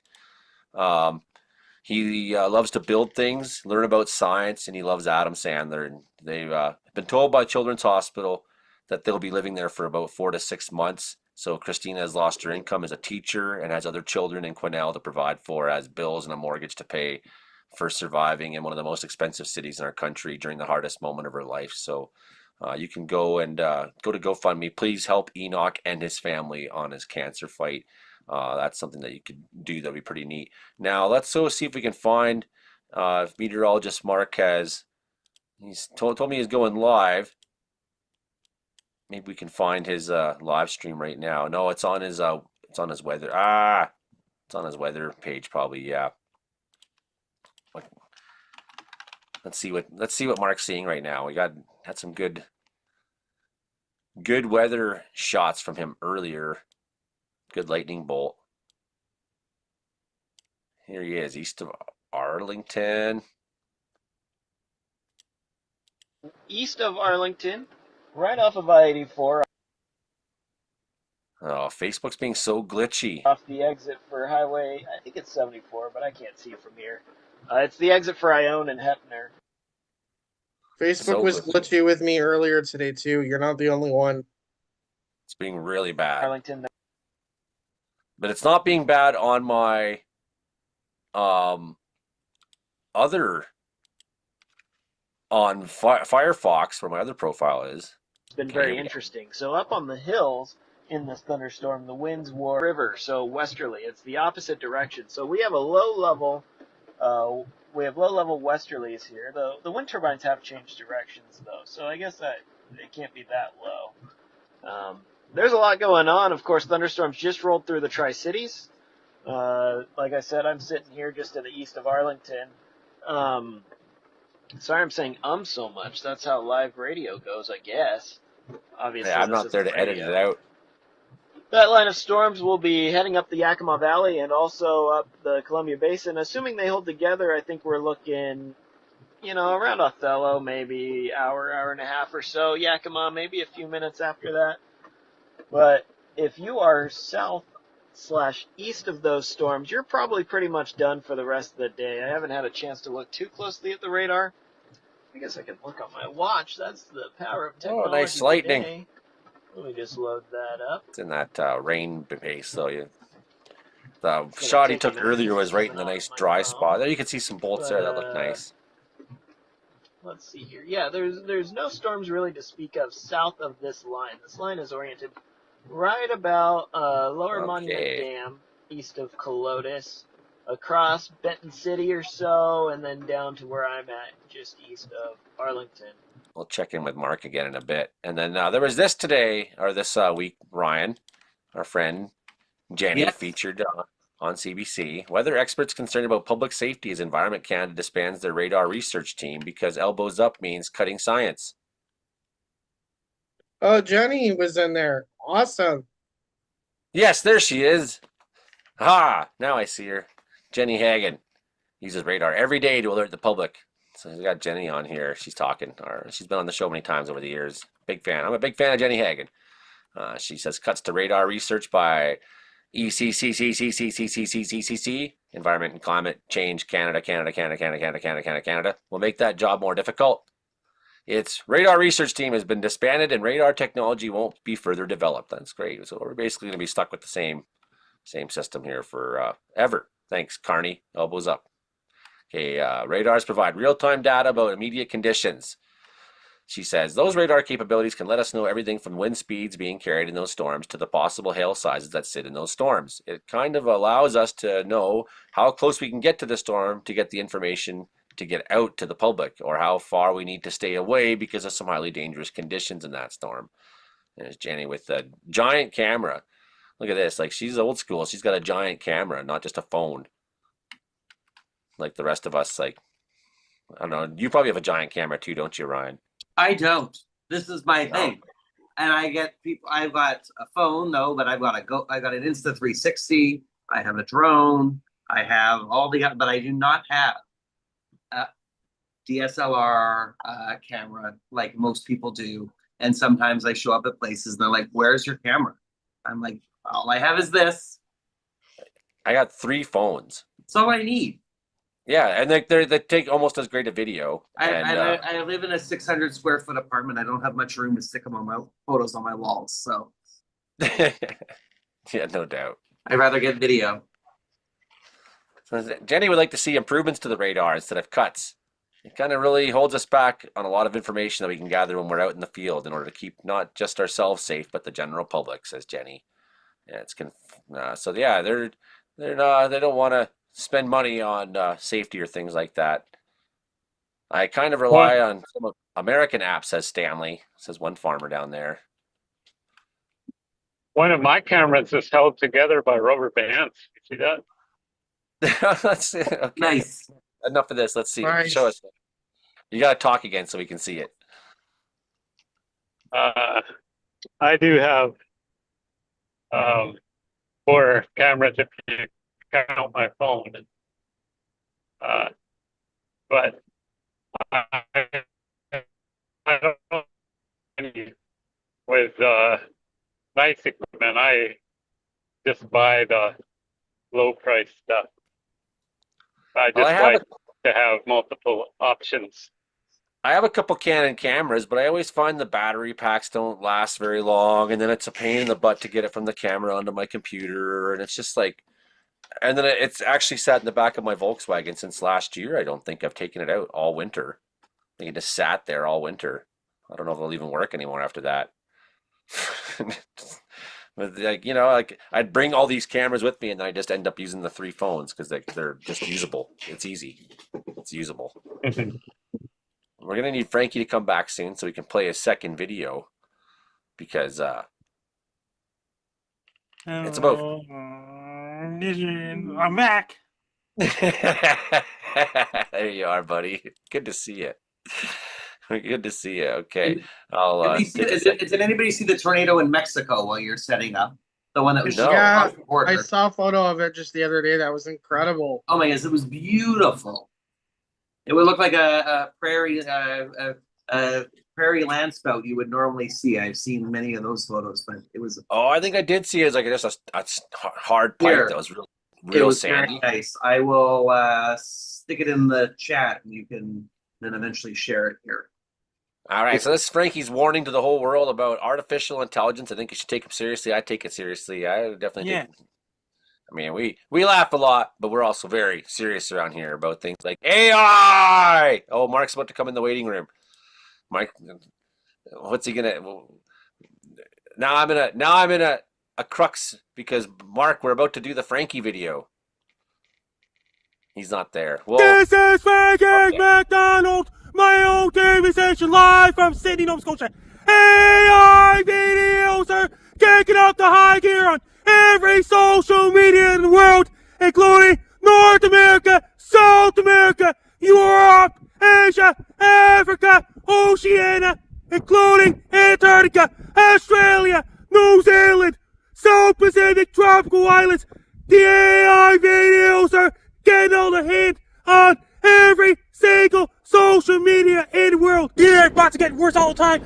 A lot of robots on the internet get worse all the time, non-stop. They're making bot-generated accounts non-stop. Bullies, clowns, trolls, haters. They're getting really worse. And every single social media, the whole entire face of the planet, everything such as North America, South America, Europe, Asia, Africa, Oceania, even Antarctica, even up in outer space, and other planets, and other solar systems, and other galaxies, and other universes. So many AI videos that kick out the high gear. People can't tell what's real, what's not anymore. Because AI is getting even more realistic, and AI is getting even more better all the time, all over the world. North America, South America, Europe, Asia, Africa, Oceania, even Antarctica. Internet bots are kicking up the high gear. Bot-generated accounts and AI videos are kicking up the high gear all over the world. Every single country in the world. So many people can't tell what's real, what's not anymore on YouTube. Every single country in the world, including Antarctica. And so many countries are corrupted now. Traditional media, social media, they're all corrupted. Not just social media, but traditional media and news stations, talk shows are now corrupted in every country in the world. All across North America, all across South America, Europe, Asia, Africa, Oceania, Antarctica, even up in outer space. They're making robots in different countries of the world all across North America, South America, Europe, Asia, Africa, Oceania, even Antarctica. They're making so many robots and internet bullies and internet clowns and trolls and haters. They're getting way worse all the time. They're getting even more clowns, trolls, haters. People can't tell what's real, what's not anymore through the AI videos because so many AI videos that kick up the high gear on every social media in the world, including traditional media. So many internet bots are kicking up the high gear on every social media in the world. And so many bot-generated accounts that think it's a person, but it's not. So many bot internet accounts are kicking up the high gear. All the traditional media is corrupted these days. Every continent in the world, North America, South America, Europe, Asia, Africa, Oceania, all talk shows are now corrupted in all 7 continents in North America, South America, Europe, Asia, Africa, Oceania. Every talk show in the world is now corrupted in every country in the world. People can't even tell what's real, what's not anymore. My videos are real. Here's me wiggling my fingers. Every single social media in the world and so many AI videos are getting worse all the time. More realistic, non-stop AI videos all across North America, South America, Europe, Asia, Africa, Oceania, Antarctica, even traditional media all over the world. And so many AI videos are kicking up the high gear. So many AI videos are getting more realistic, non-stop on every social media. News stations are corrupted. Every social media is corrupted. Too many clowns, trolls, haters, and mean and rude and angry people on every social media in the world, including North America. Here's me wiggling my fingers. I am not AI. There's so many AI videos that kick up in high gear. It's going to last days, weeks, months, years, decades, centuries, millenniums, tens of thousands of years, hundreds of thousands of years, millions of years, billions of years from now. So many AI videos are getting worse, non-stop, more realistic. Talk shows, traditional media, news stations, even more corrupted than ever before. So every social media in the world, be prepared. Here's me wiggling my fingers. The world has changed. Be prepared. Those are my favorites, man. I love your AI videos. It's so good. The world has changed. Yes. Every social media is corrupted. Like, yes. Every If you news want to media. follow me on social media, my blue sky's at Frankie McD, my X formerly Twitter's at Frankie McD, my link tree is Frankie McDonald, and my X is at Frankie McD94, that's my Twitter.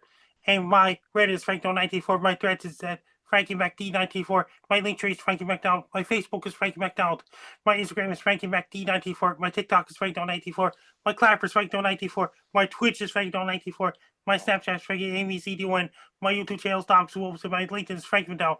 Best luck to you. I'm Frank McDowell. Here's a meteorological weather report every Thursday nights at 7 p.m. Pacific, 11 p.m. Atlantic, and the blue sky is a safe haven for all those AI videos. I do like Blue Sky, Frankie. Yeah, Blue they just sky don't is pay. AI free. I know, they just don't pay. What? You know, like all the other social media pays me to post things. Once Blue Sky does that, I'm never looking back. I'm so sick of Meta. I hate them. Like I literally absolutely hate them. despite how much money I've made from them and fame and glory. It's been a lot of glory too. It's a but fine line. yeah, yeah, you know, they give you a little sugar, but then they like throw salt in your eyes. That's how it is. Yeah, well, you should see it here in Wells. The whole town's mad because the mine basically admitted they're going to destroy our town. And more on that in the coming episodes. This brand new gold mine here with the Toronto Stock Exchange gold mine with UK backers has come to Wells, BC to destroy our town. They've admitted that their concentrator plant's going to be like 1,000 times bigger than they said. They've told us that they're going to break the community rules. We had an agreement with them, and we're okay. Well, you can make this mine if you follow these rules of revolving, sound, traffic, this and that. They don't. They get a totally separate podcast, not related to weather. They talk about epidemics and things like this. They got a totally different host altogether. Yeah. So the mine, Frankie, they just want to take $10 billion worth of gold and give us who live here nothing. That's what they want, and they want to put big machines here that make noise for 20 years. Just these big fans that are going to come out of the mountain so that they can have air into the mountain. And for 20 years, it's just going to be like in Wells until the population here slowly goes berserk and does something crazy. And on that note, that's the show this week. We've had, let's see here, we've had Mike McGregor in Winnipeg there, who just had his 150th show, was it, on your Transland? That means that you'll be in a different location. You'll be hosting a show from another location next week. Yeah, that's the thing. I may not even be available. We'll see. We're gonna try next week. Yeah, it was my 150th episode actually. Celebrate 3 years on air for electronic music. It's huge because not a lot of electronic music gets on the airwaves here. That's the show now for the outro video. The outro video is coming, Frankie. We also had meteorologist Mark. We also had Ryan Vodolainen down in Vancouver. We had Hank Vleister was out there, Saskatchewan, chasing storms down there. Meteorologist Mark chasing them in Oregon. We had Frankie McDonald, the man himself, the greatest ever. And now we're going to end with the Frankie outro video that I made this week. Yes. It's a special outro video just for all of you. Goodbye, everybody. Till next week. Everybody, it's Frank down here. Thanks for going good so far. I will say hi to every country in the world, including British Columbia, Canada, Joe Yanni, Brandon Help, Amy Spooky Bailey, Joe Sloper, and Brandon Help. This is Joe Yanni of British Columbia. Thank you. I will say hi to all of British Columbia, Joe Yanni, and his friends as well as British Columbia, British George, British Columbia. I will say hi to Brandon Help, and members of the Lodge and Water Awards, like Michael McGregor, and Hank from Saskatchewan, and Kurt Saxon, and Amy Spooky Bailey, and all the people right there. And Joe Yanni's doing great in Wells, British Columbia, and Helen Downs, Leslie Grassy, Plains, British Columbia, Amy Spooky Bailey, lives in Victoria, British Columbia. Brandon Help's doing now, doing great now, Alberta. To people in British Columbia, I'm doing great so far. I'm doing really well. I got a lot of fans in British Columbia, Canada, Washington State, Oregon, and California. Hey everybody, to all nations, I'm doing great so far. To every country in the world, things going well all across Canada and the United States. Things are going great in Europe and Southeast Asia and Africa, Oceania, Australia, New Zealand, even Asia, and South America. I'm doing great these days. I'll say hi to everyone in the whole world. It's Frank down once again. Things are going great so far. See how you doing? I'm having a great day. Frank down. I'll say hi to Curtis Troyani, Amy Jumbo, Cookie Bailey, including Brandon Help, Joe Stover, and I'll say hi to Haley Donaldson, Mark Engel, Hank, and Michael McGregor, David Smith, Winnipeg, Manitoba. I'm doing great so far to all different countries around the world. I'm doing great so far to every country in the world.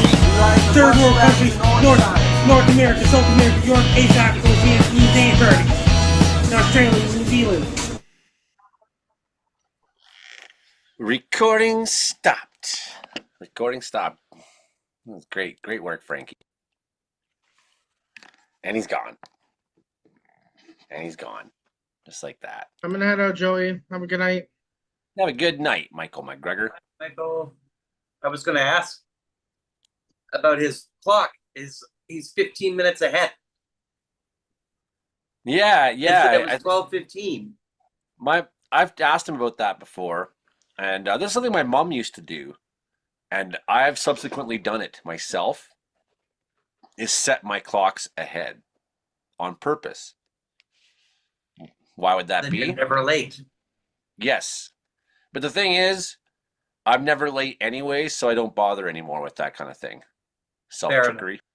Yeah. Like it's just a habit of mine. It's like one of my pet peeves is late people, especially like, that short time I lived down in Vancouver, I never owned a cell phone when I was down there. So like people be like, "What time do you want to have coffee?" I'd be like, "How about next Thursday at 1 p.m.?" They'd be like, "Okay, call me next week." I was like, "Well, or do you want to do that or not?" And then so then there'd be like all this back and forth on Facebook or on this or that, or if I did have minutes on my, because I sometimes would have minutes on a phone if I didn't have enough shifts at Portland Hotel Society, basically put minutes on the phone, right? Yeah. Texting, and then like you do all this texting and okay, I'm leaving my house now, I'm getting on the bus now, and then you get there and then you'd be 15-20 minutes late. It's like, well, I had to have 25 meaningless conversations about setting this time up, but then you were still late. That is a classic Vancouver phenomenon. And I just like, man, if 6 months, if I tell you 6 months from now I'll be at that place for coffee, I'll be there 15 minutes early. I'll be early. I'm always early. So it's like, it's not just that I'm on time, I'm always early, because being on time is being late. Which maybe it's not always being late, but you will be late sometimes if you're always on time. Because what's going to happen is there'll be a car accident ahead of you, you'll have a flat tire, you'll run out of gas, or some excuse. Something will happen. Right? Just leave plenty early. Leave plenty early. True. I mean, there's a person in my personal life who I have to meet with twice a week. And they were always late, and it drove me absolutely bonkers. And that in the last year has changed. And it's like they don't understand how much it means to my mental health just not to have to wait every time for them. Because I'd be 15 minutes early and they'd be 15 minutes late. And now they're like 15 minutes early every time. It's like, you're getting it. You're getting it. Now no one has to speed to get here. Okay, maybe I'll just start this day today like this. Hello, friends. Mark Ingalls here. I'm in Condon, Oregon. It's about 45 minutes south of I-84. It's a funny name, eh? Waiting here for Garrett Hartung to earlier. make his way over. He's driving all the way from Portland. He's another meteorologist friend of mine. And we're going to go storm chasing. I think we're going to stage ourselves a little to the east of here. There is some activity to my west, and it's lightly raining where I'm at right now. But I think the real spice is going to be over here where we still got some of these sun breaks to get some more of the heating, uplift some more of that moisture, generate some more thunderstorms, and then we're going to we're expecting discrete thunderstorms. These will be, hail will be the primary threat, maybe a tornado if we're really lucky, a small tornado that is in the middle of nowhere, doesn't hit anything, I should say, if we're really That's exactly lucky. what happened. Then this will kind of morph into a line of storms that produces strong winds as it moves towards the Columbia River and into Washington. So that's the status here where I'm at right now. I'll keep you posted over the course of the day. All right, then he started to see. Hello, friends. Mark Ingalls here. We are west of Heppner, and this storm behind me, that's up south of Ukiah along 395. We're not going to go that far east today because we can't be bothered, but we're really looking at all of these storms that are not storms, but these clouds are starting to get a little bit thicker over the Blue Mountains. We're hoping to see something interesting south of Heppner. We're kind of staging here to decide, do we want to go south of Heppner or do we want to go a little bit further west and then go south? So that's kind of the story here. Got a little bit of a breeze. What's interesting is there's a lot of wind shear. So this anvil from this storm off of Ukiah, the top of the cloud is extending towards the north, towards, we'll say towards like Biggs Junction or so. But at the ground level, the wind is coming from the north. So we've got a lot of wind shear, which is a change of wind direction and speed as you go up through the atmosphere. And I think that's going to be a big help. One thing we are looking at on the downside is the dew points are running a little lower than forecast. We've got about 57 Fahrenheit here compared to the HER had at around 61, 62 or so. But I think we should still be pretty good. I'm here with my buddy Garrett. Garrett's a meteorologist. Oh. Garrett, do you have any thoughts, good or bad? Despite the underperforming dew points, you do feel quite a bit of energy in the atmosphere right now. It is a little bit of mugginess, but you have this nice breeze coming in that's showing that there's good wind shear, especially at the low levels. So, there's some juice to play with today if these storms want to get their act together. So, hopefully we see something cool. Yes, and Garrett chases more than I do, so he knows what he's talking about. Okay, we'll be back later. Goodbye. But then we had the I sad was like, sketch. Garrett chases more than I do. It's not difficult for most people to chase more than Mark Ingalls does. Just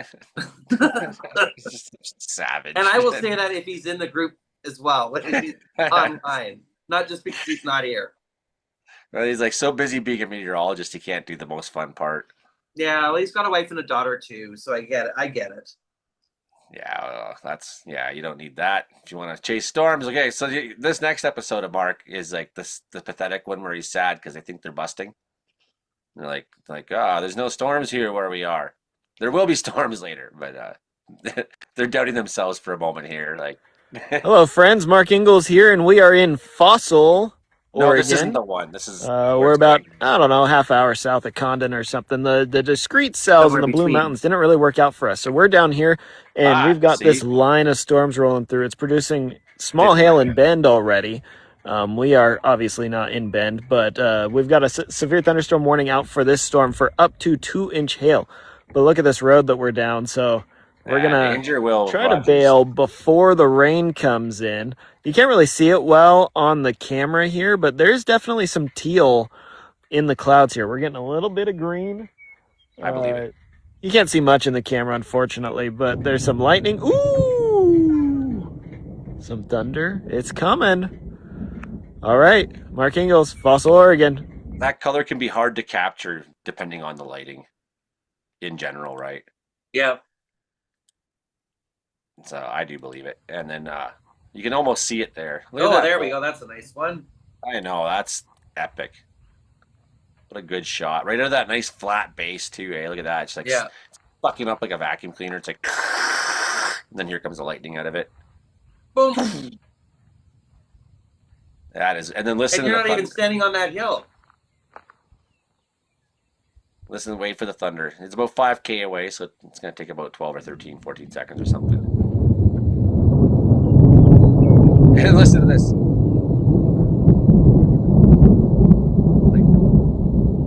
Are you done? No!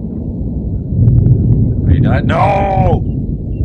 How about now, thunder? No! The best was when I was in Florida once, and it was not. The thunder never stopped.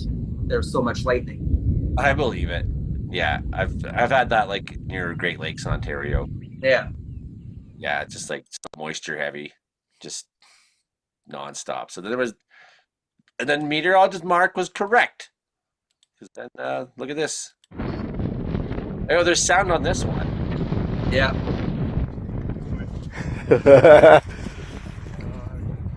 I like his laughing. Justin Smith.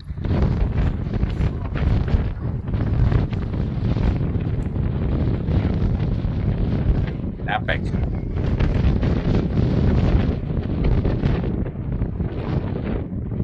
Yeah, I don't think he's aware he's even looking at a tornado. I mean, that dust cloud's got to be coming from that funnel. So there you go. He's putting two and two together anyway. Yeah, he's. It looks like it's forming more. It's on the ground, buddy. Yeah. You have a positive tornado. Give yourself some credit, Justin. You did it. But yeah, you know, sometimes it's just that people don't. You haven't seen many tornadoes. You don't necessarily know what you're looking at. Nope. In other news, I just saw some epic video. Not that the Blue Origin. I guess they were doing a test thing this evening, and what an epic explosion that is! When you get a chance to have a look. What is that? Explain. Blue Origin is the whole space exploration stuff by Mr. Bezos, the owner of Amazon. You know, right. It's his company that's competing with the other multi-billionaire, almost trillionaire, Mr. Musk. So what happened in this test? It exploded. It looked like a nuclear explosion. Like a big fail? Yeah, a big fail. Good. Yeah. If you have a send a link, I'd be happy to. Yeah, it's on here. I'll send you the Twitter link here. Copy. I will post it in the chat. Boom. This There is we good go. news. We all needed some good news in our life.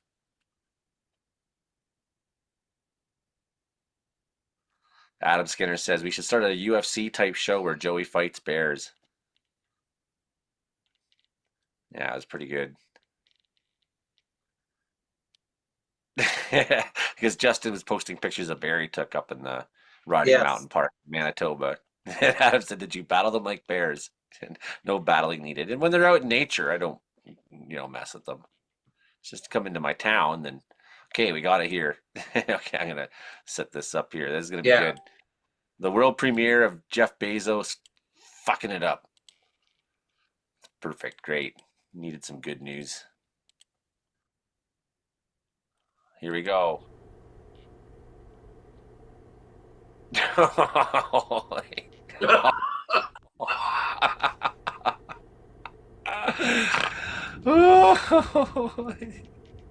Yeah. There goes a lot of American taxpayer dollars. No, this is just private money. Oh yeah, because So this is all Amazon. All you Amazon people paid for. Look at this, like little snakes in the sky. Just chunks of flying shit. I want to actually see if I can capture this on radar.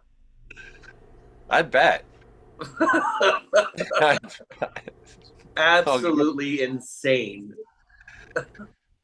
Woo! Space God. Coast. Space Coast, eh? Yep. Yeah. I've seen that from almost Orlando, I'm sure. Dude, that's a mushroom. Yeah. Look at that fireball. I was like, oh my God. I can see it from space. Yeah, there it is. You're in the there space it is. station. God. Yeah. You're in the space station looking down. You're like, oh, look, Amazon's trying to fly again. But this also goes to show you when you see, like, for example, when Jeremy Hansen went up with the 3 American astronauts when they made themselves to the moon, how much stuff there is in what's sending them into space. And this is what happens when this controlled explosion goes all at once. At least it's quick. At least it's quick, and thankfully there was nobody in there. No, just like a dog named Laika. Well, they wouldn't have felt anything, the poor thing. Or a monkey. For the Americans used a monkey the first time. Yes. Instantly vaporized. The Russians killed a dog. Like, oh well, let's see if it works. Get in there! I don't care what you smell, dog. That was the end of poor Laika. Yep. Now that's great. That's almost it. Like you can go and spend 2 hours and 17 minutes watching The Mandalorian and Grogu to get the feeling I just got in like 20 seconds. Yeah, exactly. Yeah, that's like this clip does it all. That's great. I know. It's absolutely insane.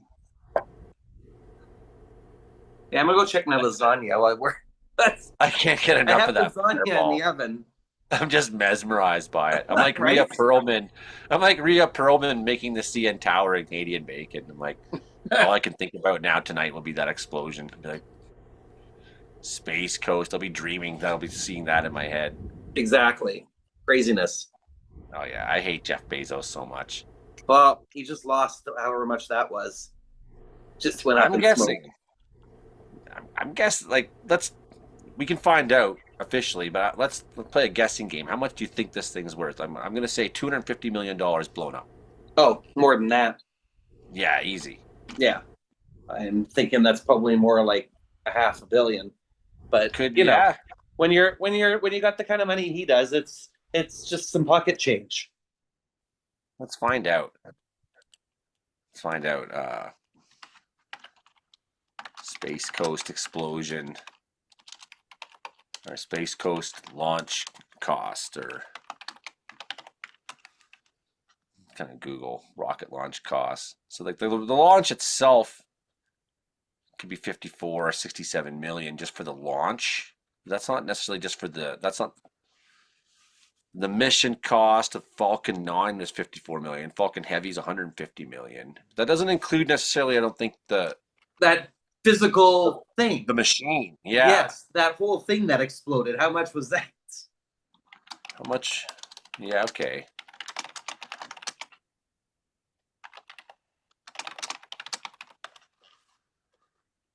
I'm trying to get trying to dig here.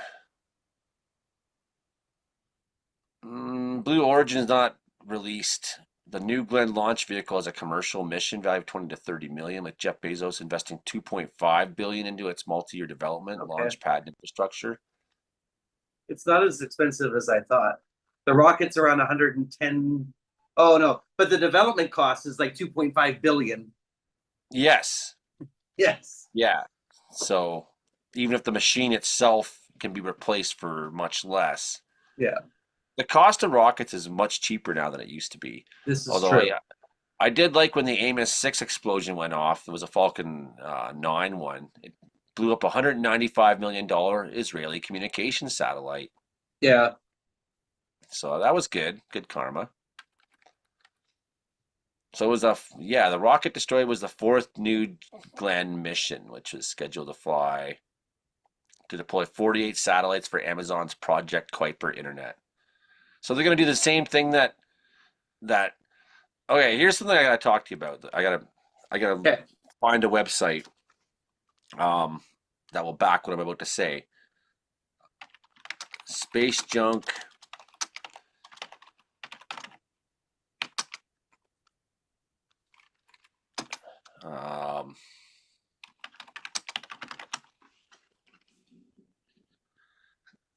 So like it's what I'm trying to get at is the ozone damage. Oh, what it does to the actual atmosphere. Yes, this is the other thing. When they re-enter and burn up, and how we're like playing a big scientific experiment on our ozone layer by introducing all these rare earth and heavy metals and weird elements into our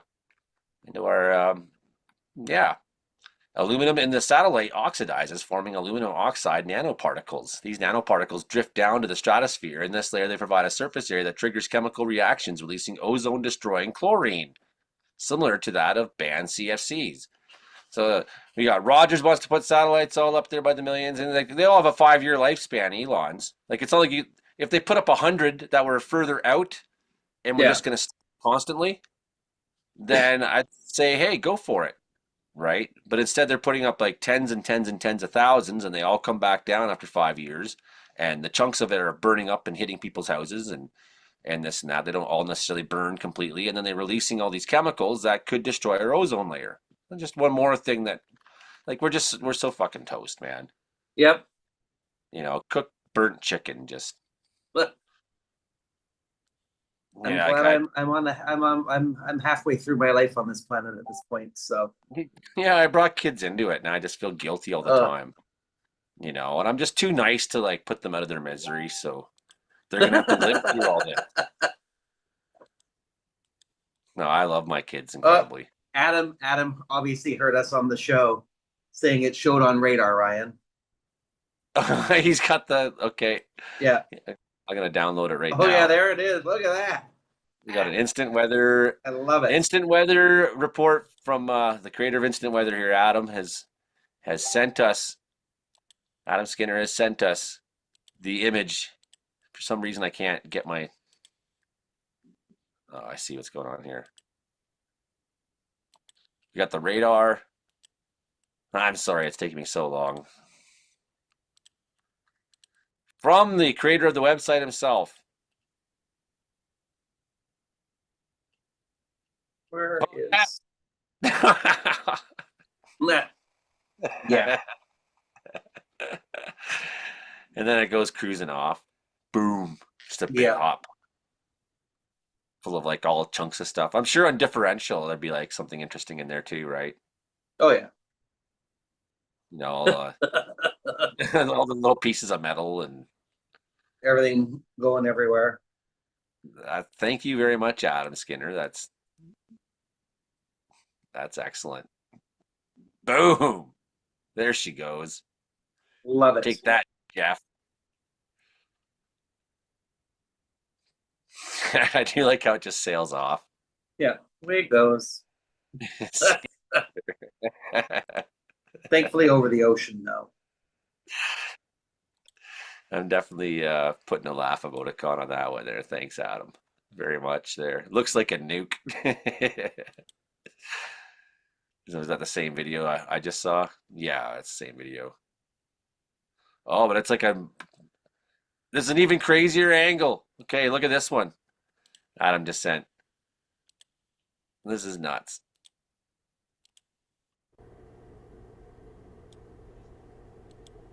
Yeah, we'll wait for it to replay here. Boom! Look at the shockwave. See the shockwave? Holy, that's nuts. Boom, the shockwave just. Oh, man, that is a fireball. It is very nuclear-like, isn't it? I've watched a lot of. I've watched almost every declassified atomic test video there is. Like when I was on night shifts on the downtown east side, I went through this period of. After I'd watched every Reed Timmer tornado video back in 2008, there wasn't that many still back then, 2009.